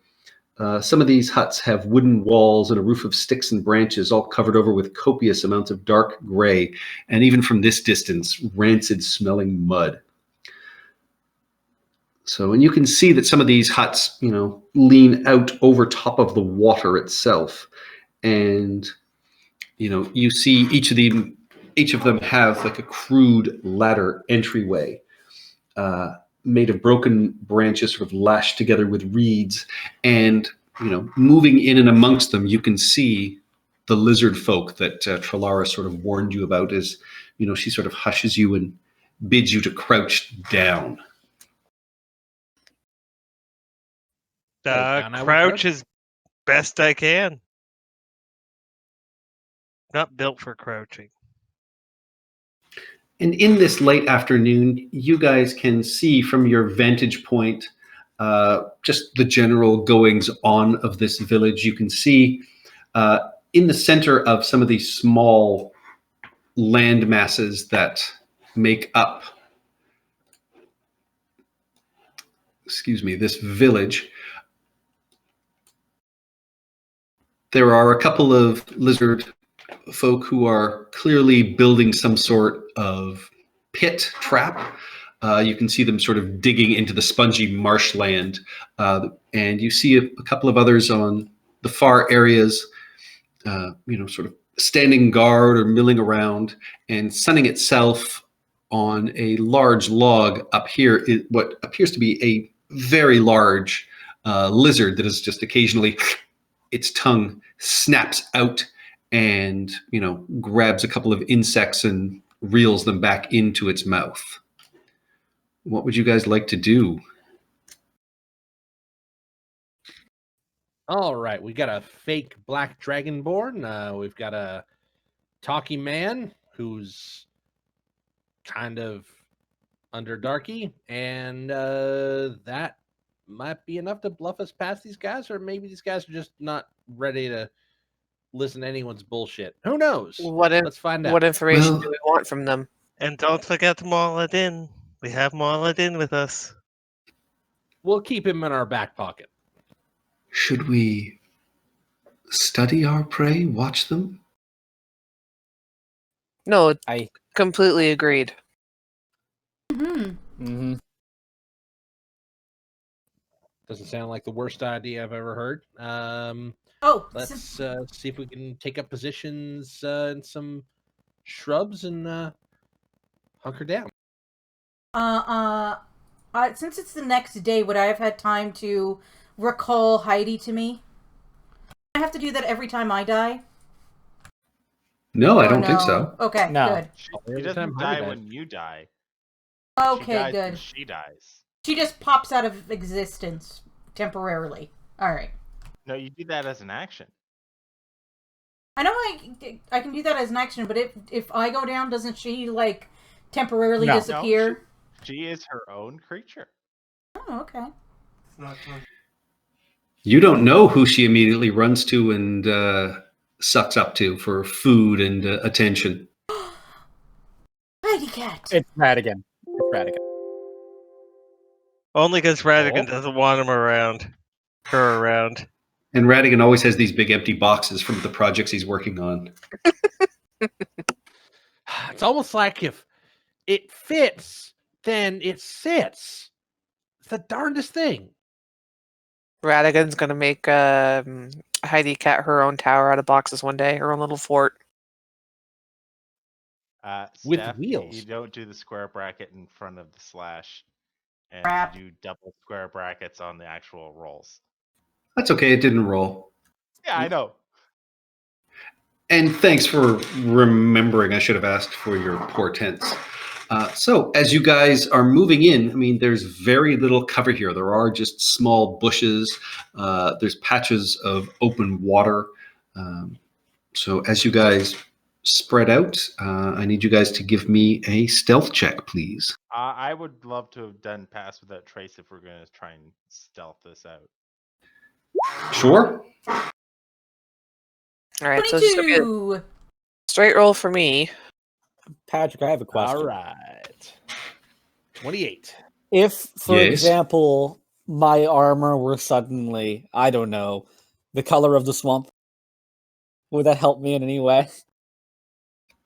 You make it camo sort of colored. Yeah. Straight up camo. But only as long as it's Cat Pat. Nothing else will do. What's your face? The mask is in the bag. And the face, since we're on a scouting mission, the face is actually like, just straight up green makeup. I don't get to use green very often. There's not really much occasion to. All right. Sure, I'll give you advantage on a stealth check as you attempt to hide in the black fins. Changes nothing. Changes nothing. Still a 24.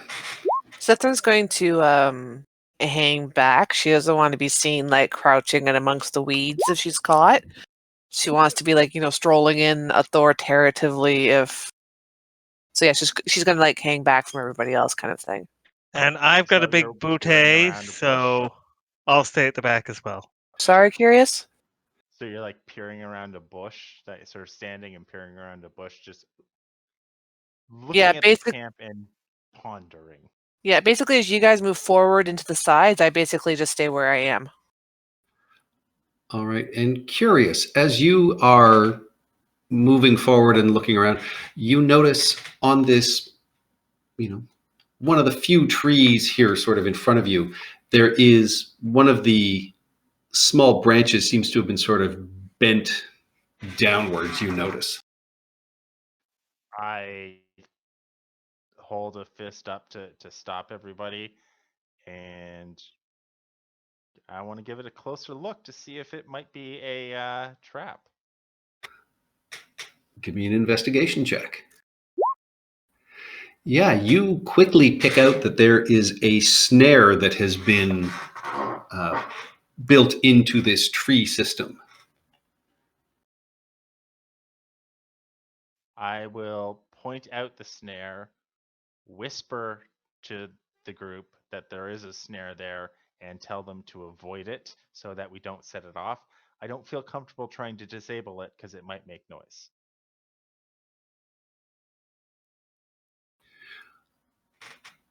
All Use right. your With Radical that, reaching for his, thieves' tools. No? All right. Sorry. Knowing it's there and avoiding it, it should be simple now. all right, so you guys can spread yourselves out on the maps. All of your stealth rolls are more than good enough to beat the lizard folks.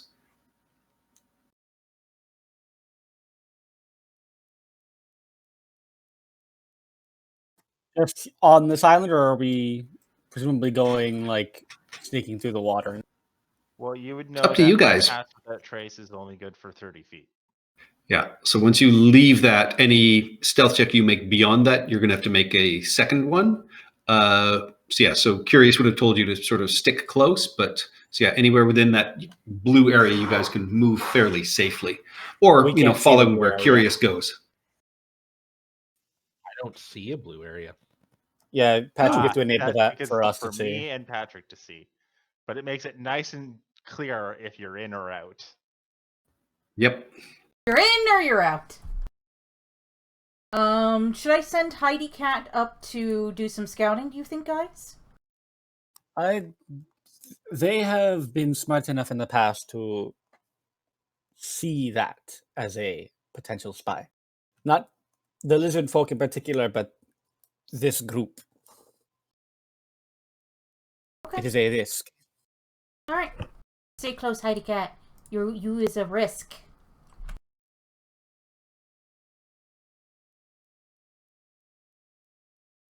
All right, you guys hunker down, and how long do you want to observe for? An hour? No, more than All an right. hour. It'd be A like, couple hours? Well, Yeah, the 2, 3. yeah. Wait, how long does Pass Without Trace last? Is it just an hour? It is an hour, I believe. Probably an just an hour. hour then. but if you've settled in, I would say, you guys would have. I would say with that roll, you guys have secured what you think are sort of safe locations. So you would, Yeah. you would be able Jake does not to have discern. leave any footprints, so we would be relatively safe in those locations. Yeah. And after about the first 10 minutes, I'll have you guys give me actually, Curious, you can give me a perception check to start. I get advantage on these. Didn't have to worry about it last time, but all right. Where's 22? Yeah. With that, I mean, you make out various lizard folk that are sort of lurking next to their huts. You see, someone who appears to be a leader step in and out of this largest hut off on the far side.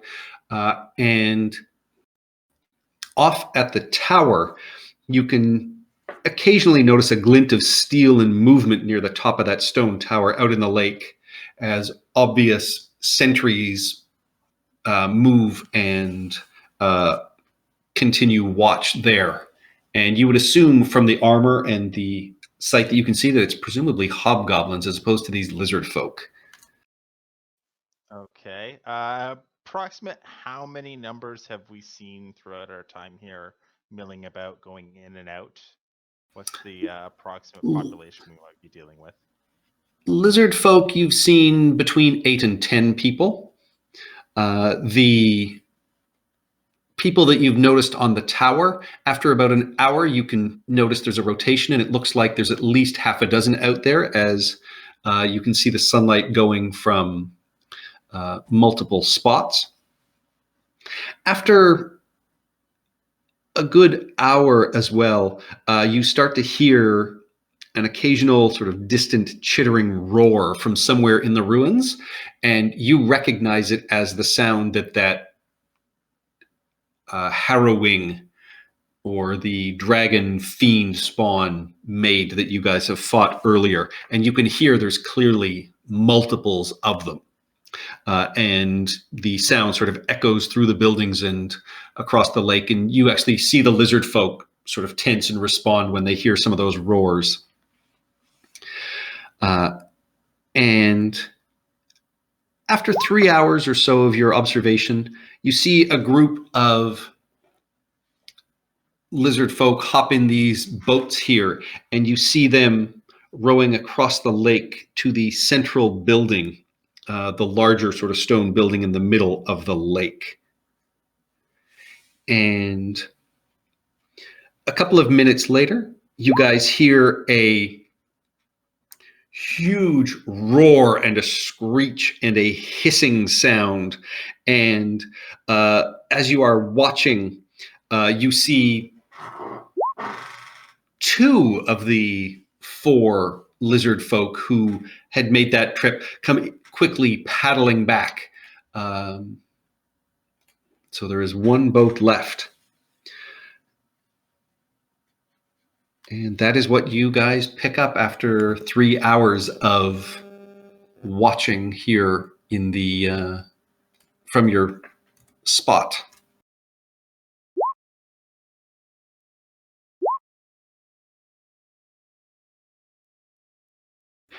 What would you guys like to do? This is a tough nut to crack. Yeah. Not only do they have these harrowing things, but the black dragon is almost certainly here. Well, first, Please. So I have a question about the returning lizard folk. You said they were going pretty hard. Did it look like they were trying to outrun the situation that they left, or does it look like they just wanted to get back here faster than normal? Like they weren't in any real sense of urgency, they were just pushing hard. Give me an insight check.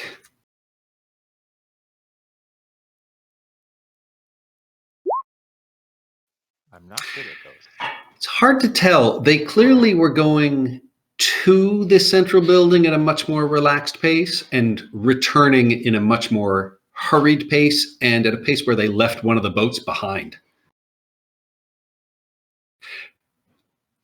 I would say you all would also sort of pick up none of the sentries on the tower paid any attention to them as they paddled up to the main building. All right, we've got a couple of options here. First things first, that Sentra tower needs to go. Once we manage to get into that tower and pacify it, we could put up the armor against the windows, make it look like there's still sentries in the windows, paddle some stolen boats out to that island. We can use the reeds to get in to the tower. First of all, we need to do it quietly. Yes. So no big, loud, thundering noises. And Gus, I've heard tell of some clerics that can silence areas. I think they might have some sort of alarm in that tower. I am like, I I am quite far back. I didn't come up with you guys just because I am big. I am Right. currently sitting behind a bush, enjoying my lunch while you guys do your waiting. No, I would have. Do you have moved up. message? I do have message, and it's prepared. No, Cassandra, do you? Oh, have Cassandra. I don't have message. He has message. That's Ezekiel. No, I don't think bards get it. They might. Isn't message a ritual? No, it's a cantrip. It's a Why don't you cantrip. guys move back? Move back towards where me and Gus are. That way, we probably would have retreated after our initial reconnaissance. So it's been 3 hours. Your Pass Without Trace has faded. Are I you going would to probably cast it again? Well, okay. Are we planning on doing the attack today, or are we going to give it a time or not? I don't know. What does our elven bard have to say about this? Which What does one? Trelara say? Yes. Trelara, you can see she is just breathing hard and staring at she just looks like she's like, I'm just ready to go in and kill everything right now. Let's just go. Let's just do it. Let's grab that boat and we can go. We need more to be information. subtle. Any Patience, we loud approach this with a plan. commotion here could result in dozens of lizard folk and a black dragon upon us. Not to mention the hobgoblins, which are surely at the center of the city. She looks at you and she says, I know you're right. I just want to, they all need to pay for my brother. I'm ready to get them all. They will. They will. We just First want to make things sure first. they all pay and not just 3 or 4 of them before we're cut down. I'm gonna suggest So we take the reeds out to that tower. we can need come to find a across the way. bottom. Yes. We can come across the bottom. I have enough flotation devices for all of us. We can float just under the surface. It's only like 10 feet deep or 20 feet deep, so we can make the snorkels long enough and we don't even have to float. We'll just walk along the bottom. If we put rocks in our pockets, like somebody's mother, we Jesus should be fine. Christ. So we can build the snorkels around somewhere between the two villages on the east shore. We can cross over to the tower. We can I can be doing that in the 3 hours that you guys are watching. I can be fairly far back, just picking up reeds and hooking them up together. right. So we need to sneak into that guard tower. We need to take out the guards as quickly and quietly as possible. Then we'll have the run of the place. Then we could sneak in, use a stolen boat or something, go straight to the middle to the central building, kill our way up.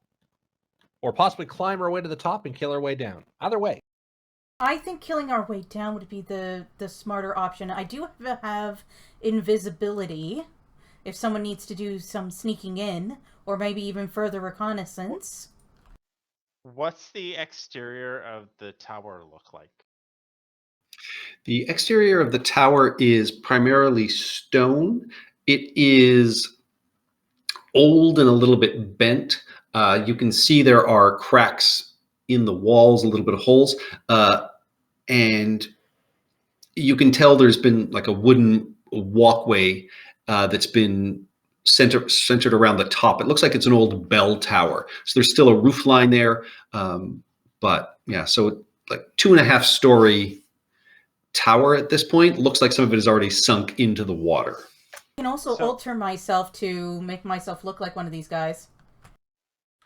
Do you speak Well, Goblin?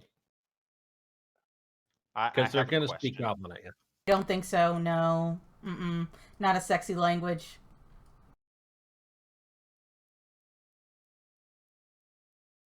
All right. What are we looking to speak?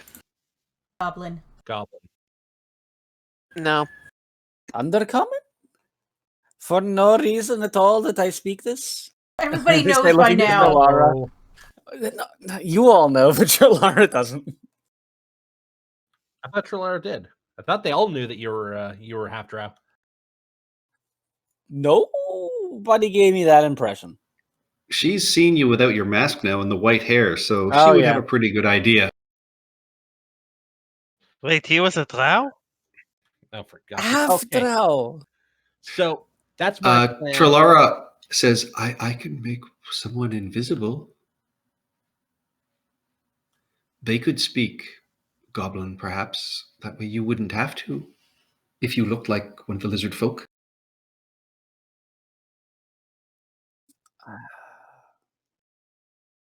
Wait, if the hobgoblins are wait, you communicating with the lizard folk, so either the lizard folk would know goblin or the hobgoblins would know draconic. You know, Or they all speak common. No draconic. I have an Okay. idea. Right now, my assumption is because these hobgoblins are serving with dragons, they probably know some draconic. Probably. I have an idea. You could What make me is it? invisible. Yes, I can make you invisible.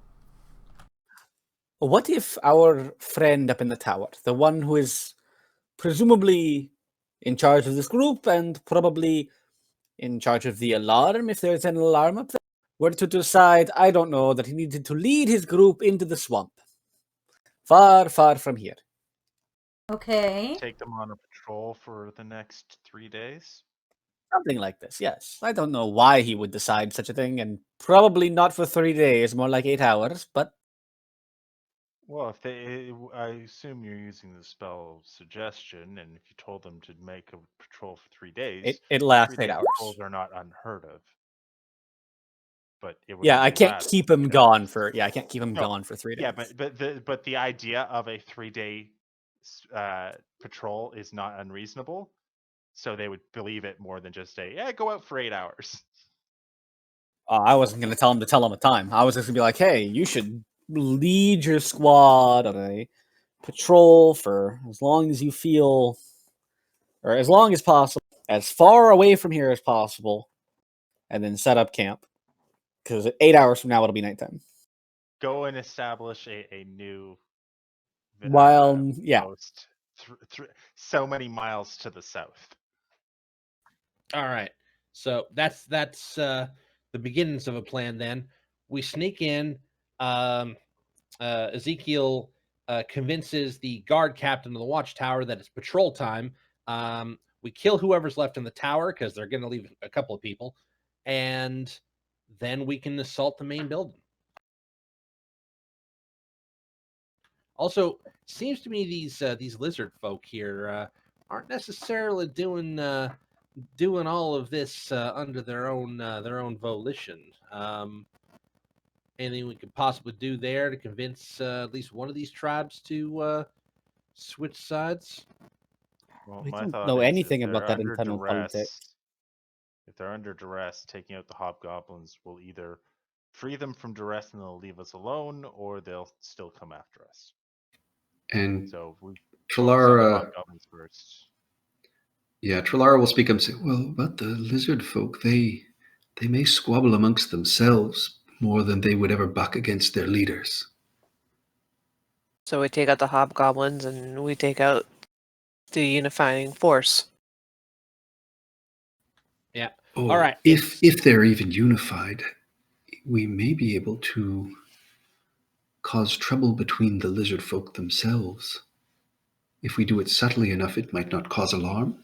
I like that idea too. Go All steal right, some so- things from the camp, put them in So- the bed Yep. or the bunk or whatever of another lizard folk. Oh, Yeah, how's all right. that? We might, we've often had the tribes fight amongst themselves, and if we occasionally need one of them on our side, we might even offer to assist in their fight every once in a while. It doesn't always work, but it's one way we've dealt with the variety. I mean, frankly, I'm shocked that they're all even working remotely together.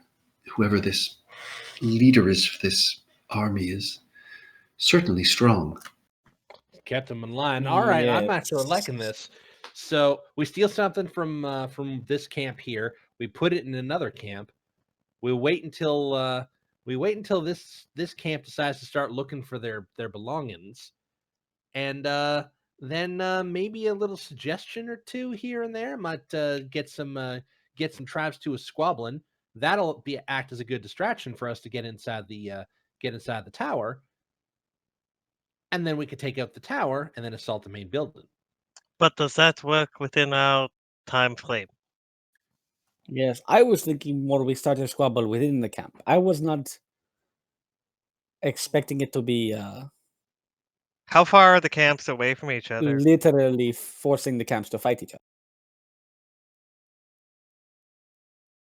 The camps are spaced, irregularly. Here, I'll bring up the map and let you guys see.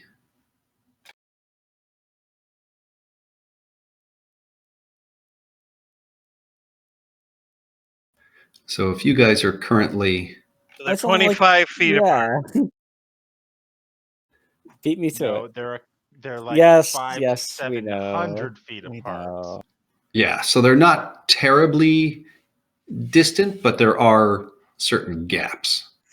Do we think these are all lizard folk from the same group? It might have been the hobgoblins might have split them up rather than having all of one tribe here and all of one tribe there. Trilara at this point will just say, "Oh, that would not work. That would lead to slaughter." Yeah, that's a bad idea. Do How something- much? Asking Talara this, how much light would we need to attract many of those night bug elves? She said, "Around here, you'd probably need a fair amount." So we could not just set ourselves up in the water around the camps and huck in a bunch of light in the middle of the night and have them be overwhelmed. That. Well, it depends how bright a light is, but it would certainly draw the What attention about- of whoever is in the lake. Yes, this black They're dragon is probably- sort of a problem. probably used to these things and ready to. But fight them once off. the camp is on fire, we don't even have to wait. We could be walking across the bottom of the lake towards the town. Well, the forces head to the camps to reinforce a battle that is not even happening. I do not know that being under the water in the town is a great idea. If we expect there to be a black dragon here. Well, hopefully he would come and assist the village or the camps at night. I would not put it past a dragon to simply let the cannon fodder die. Rather than bother itself with some zombies. Well, we should probably sow some discord amongst these camps so they start getting into a tussle, and then we can get to that tower. Anyways, at least that's I my plan. agree.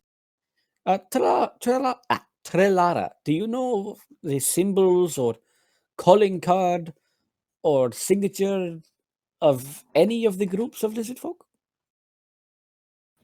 No, my brother might, but no, it's not something I ever dealt with. I say we wait for the next one to go on patrol or merely get a little bit too close to the edge of camp, and I will hopefully pull him away to interrogate. That sounds risky. Eh? I was thinking of getting a little skullduggery in and getting this done quick because we don't want to be out here at night. I think. I No, we do say not. we stealth. We create a stealth group that will run for the tower. We get into the tower, we climb it, and we take out the hobgoblins inside. Once they're gone, any chance for alarm should be neutered. It looks like it was an old bell tower. That's probably what they would use for the alarm, because the sound would carry. We want to stop that bell.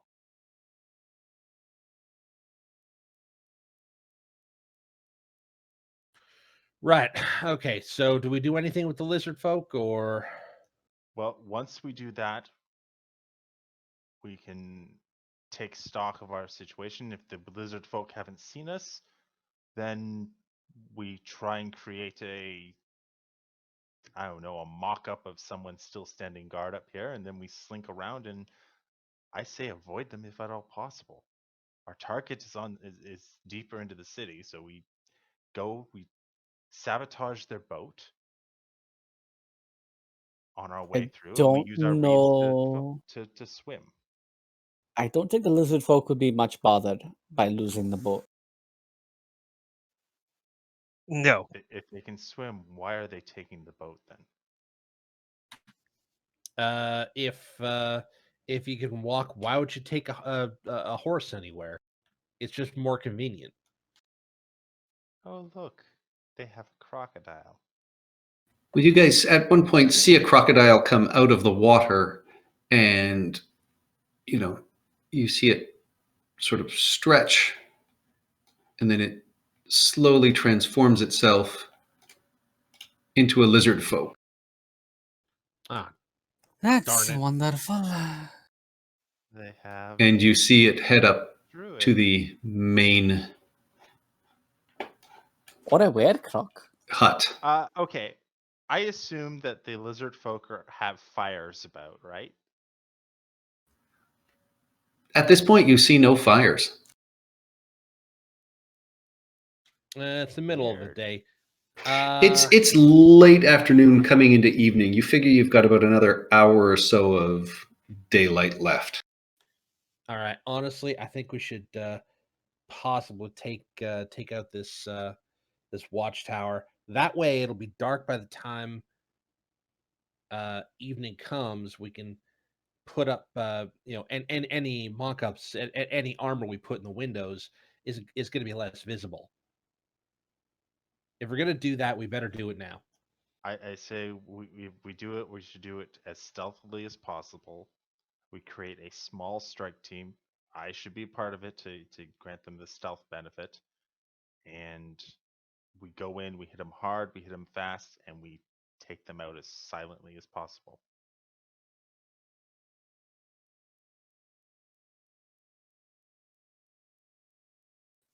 Any objections?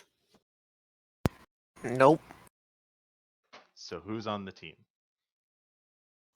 Perhaps the person that couldn't, I don't know, stop them from moving.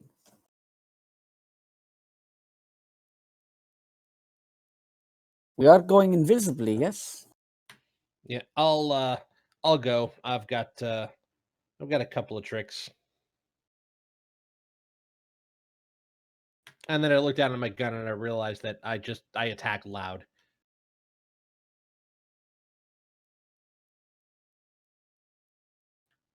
And wonder about that. But whatever. Okay, so let's go strike team. Who is on the strike team?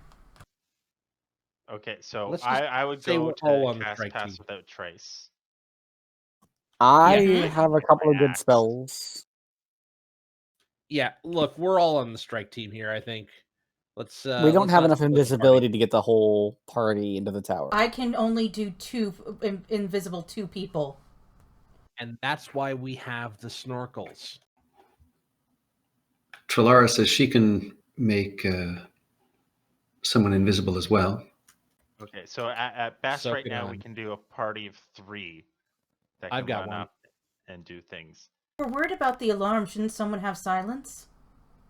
No one has silence prepared. That's the problem. Crap. So that's out of the playbook. Right now the playbook is our team gets up to the tower. We climb the tower either from the inside or the outside, doesn't matter.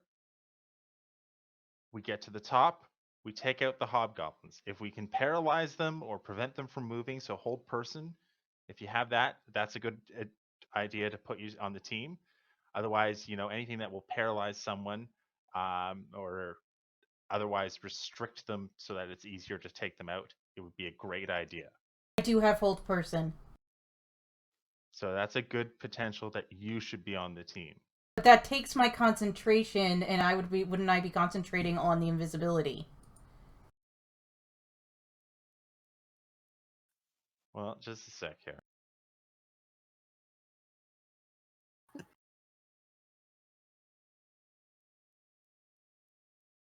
Technically speaking, you could do it from a range of 60 feet. I think you're 60 feet from the tower currently. You're 45 feet. So you could stay here. Oh, what I'm saying is, if I cast let me double check invisibility. Is it concentration? It is concentration. Greater invisibility is not. Or no, greater invisibility is invisibility, isn't it? It's one. Yeah, it's concentration up to 1 hour. What I'm saying is, as soon as I cast hold person, two people's invisibility is going to drop. Yes, but the idea is that you would cast it as we're ready to attack. So we would have some non-verbal signal that you'd be able to see, like for example, tossing a feather up into the air.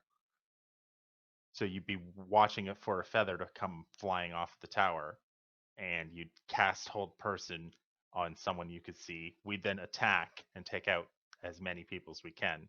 We'd be Okay. looking for that. Okay, that is assuming I can see the person from here. I know it's 60 feet away, but I would still have to see a head or something. We've caught glimpses of them up there, so you know where. I would have pointed out where they are, and we've been able to see them move past, so you would have been able to see it most likely. Okay. Okay. All right. I think might be a good idea. The problem with suggestion is they have to hear you. So while you could do it from here, they'd have to hear you. Well, Ezekiel is the one doing suggestions. I was suggesting 1 or 2 people go up and suggest from inside the tower. Okay. And what would your suggestion be, to leave the tower? Take a patrol out. Yeah. Like, So- leave, get all the lizard folk, leave, and go on a patrol out, straight out into the swamp.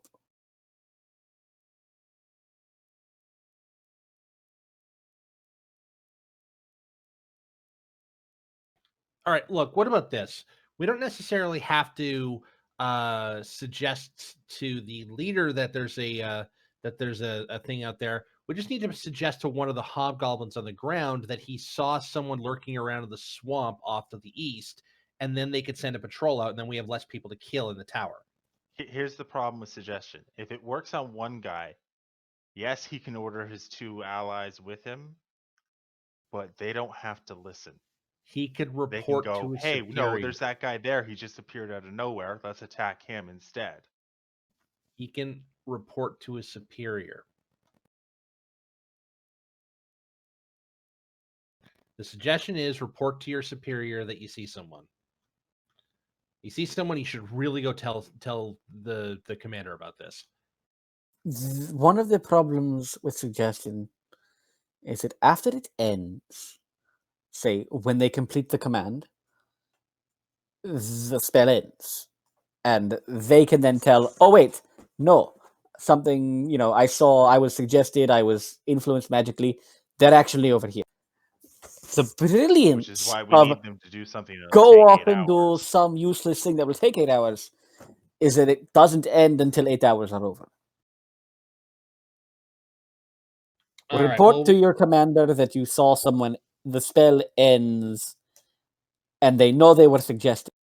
all right. Well, we need to do something about this. So if we're going to do a strike team, that's fine. I really don't want to split the party that much, so we need to have the other team close in case everything goes wrong. Yeah, Agreed? my thoughts on splitting the party was literally having us 45 feet apart. Well, All right. aren't we all going underwater? Aren't we all using the reeds? I mean, not everybody needs to go in the tower, but we should probably all be underwater together then. Yes, The- we'll the all i- stick well- together underwater. We'll go to the tower. We'll send a small strike team up. We'll follow in after, kill our way up, disable the bell, hit the stone building in the middle. Sound good? Okay. Strike team? I want I Whoa. want to make sure this is what our plan is. Plan is currently strike team moves stealthily up to the tower, subdues anyone in the tower through various means, and disables any alarms that we might have to deal with. Meanwhile, anyone not in strike team is going to remain in a position to cover them should we screw up. Yes. Once we have disabled that tower, is our plan then to leave this village and head towards the city proper? Well, the tower's in the middle of the lake. Yes, which is part of the city. Yes. So once we're there, we're not even going to bother with the village. We just go. Because that way we can get in without anyone seeing us.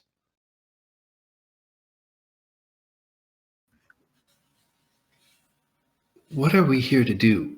Are you here to kill the dragon, or are you here to get rid of those spawn? Ideally, both. In a perfect world. Ideally, accomplishing one deals with the other. I don't think they're making those spawn without the aid of the dragon. If we kill the dragon, no more spawn. But killing the dragon is going to be very difficult. We've done it before, a couple of times, but still. Actually, 3 times. 3 times now.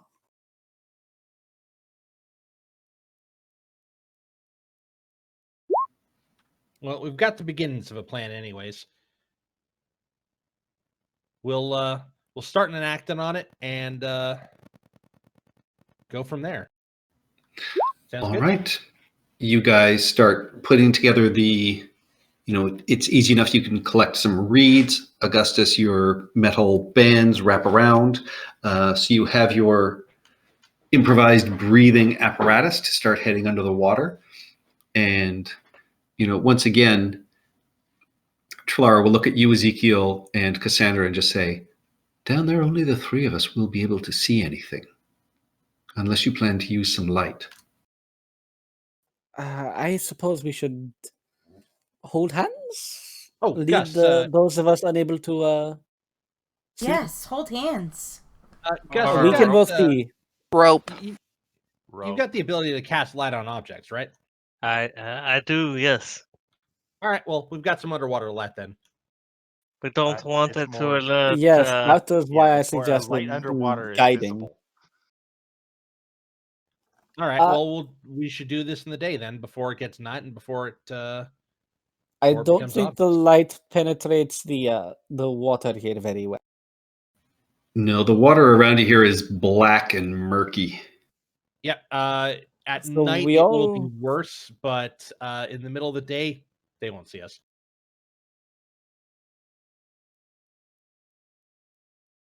If you think so, I think so. I will defer to your judgment.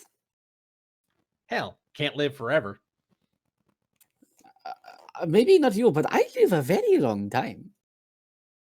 Yeah, but not forever. So, Gus, get us our light source and let's get down to that crap and get this done. Go All right, kill what us is- a tower. What is your marching order? I'm going to assume with Pass Without Trace on. Yeah. The Alpha Squad will have Pass Without Trace at least. Which is you cannot not beat the lizard folks' passive perceptions. What about the Hobgoblins? Well, that's a different matter. But I mean, right now you guys are just sneaking into the water to get under the lake itself. What is your marching order? I think for the underwater portion, those who have dark vision should be like spaced out, like one in the front, one in the middle, one in the back. Yeah, so we should have Gus in the middle. I can't see, but yeah, because you have the light stone or it's rock or only good stick or for whatever. 10 feet, so It'll keep us from tripping. And then the light, the dark seers sort of in the front and the back. And then when we get to the base of the tower, our strike team heads off. We hang out just under the water and wait to arrive.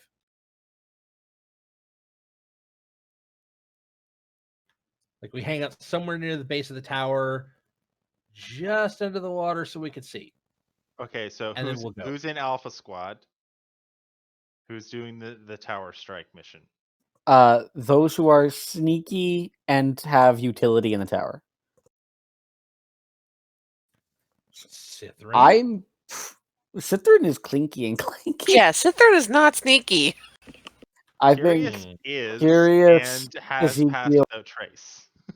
Curious Ezekiel and maybe Cassandra. I do have a 5 to my stealth. And importantly, you're not wearing heavy armor Mm-hmm. or the kind of medium armor that makes noise. Hey, I'm Yeah. wearing half plate. Half Which plate is makes noise. loud. Yes. Okay. Got it. Technically, I'm wearing breastplate, but it's mithril, so it doesn't clang. Sick. Okay. All right. So Cithrin will be back here with myself. What about Trolara? Is she going up in the strike team? Well, I thought the idea was that the strike team was moving up invisible and under pass without trace. Right. You can have 4 invisible because I have an invisibility. Okay, so Probably just Does- 3 though, because I don't imagine there's much in the tower. Y'all on the ground are gonna have more things to deal with, including apparently a druid lizard. Patrick, you said that there was a dozen of them in the tower, yes? You saw changeover. You saw at least half a dozen. So there's 6 at the tower. It's going to be really hard to stop 6 people from ringing a bell. Does anybody have silence? Not unless we want to wait till tomorrow.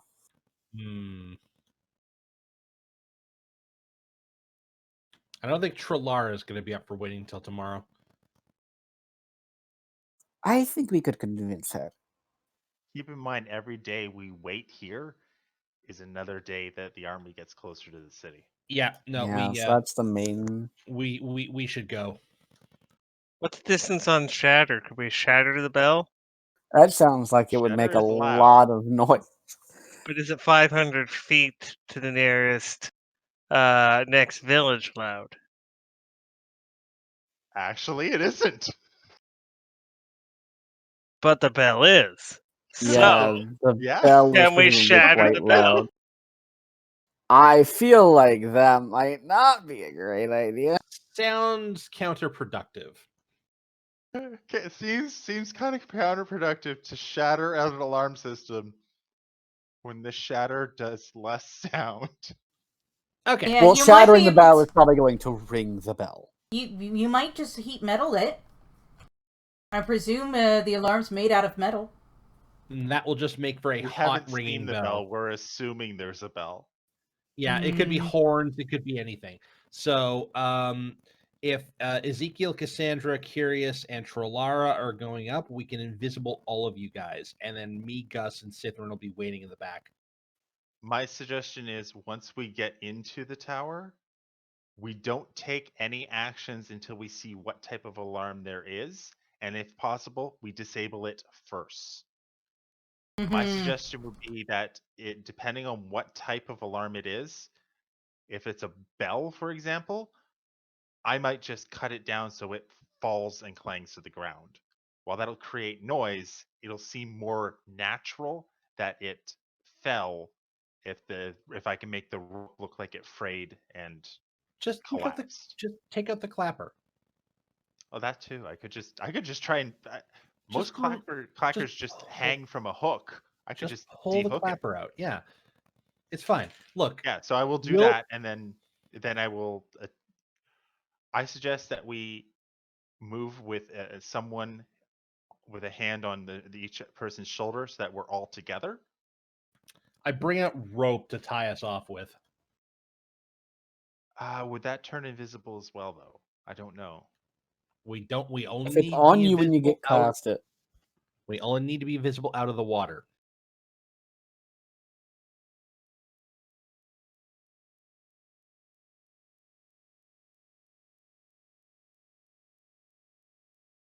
Dang it.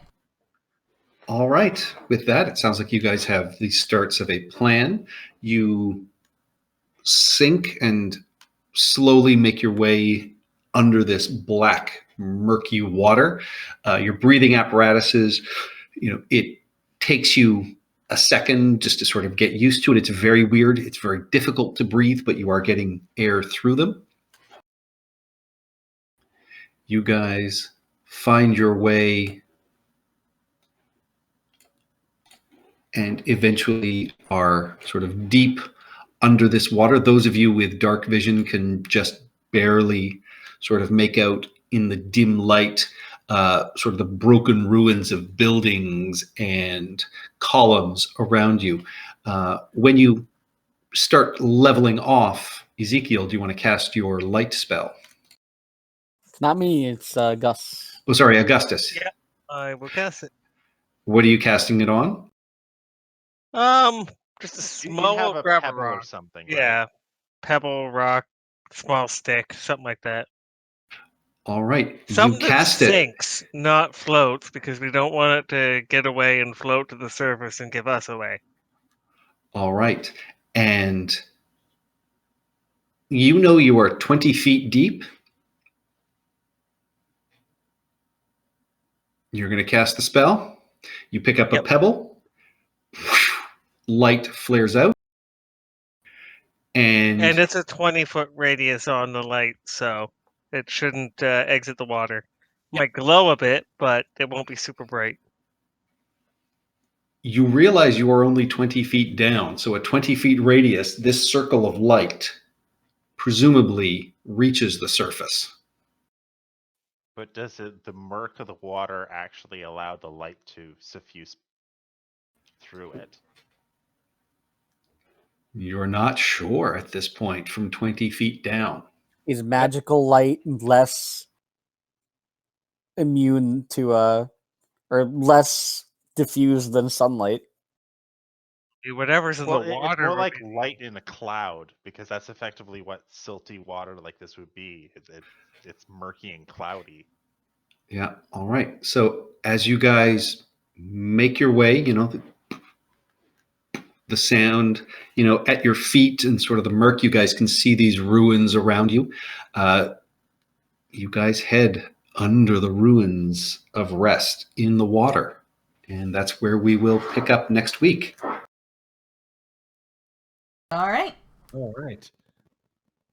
Where we discover if Radigan's firebolts work underwater. They do. Anything that's completely submerged just has resistance to fire damage. Actually, as you guys move forward, give me a stealth check. I guess the Pass Without Trace is still on. It is.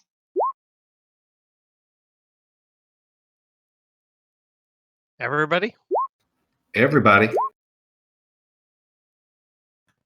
Damn, son. Radigan, you are invisible.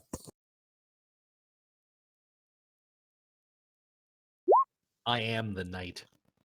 I 22. almost did better than you. Yeah. You guys are moving through the, dark subterranean areas of the water when just off to one side, you catch just the slightest bit of movement. And you see that this figure has started to pull itself out of the dirt.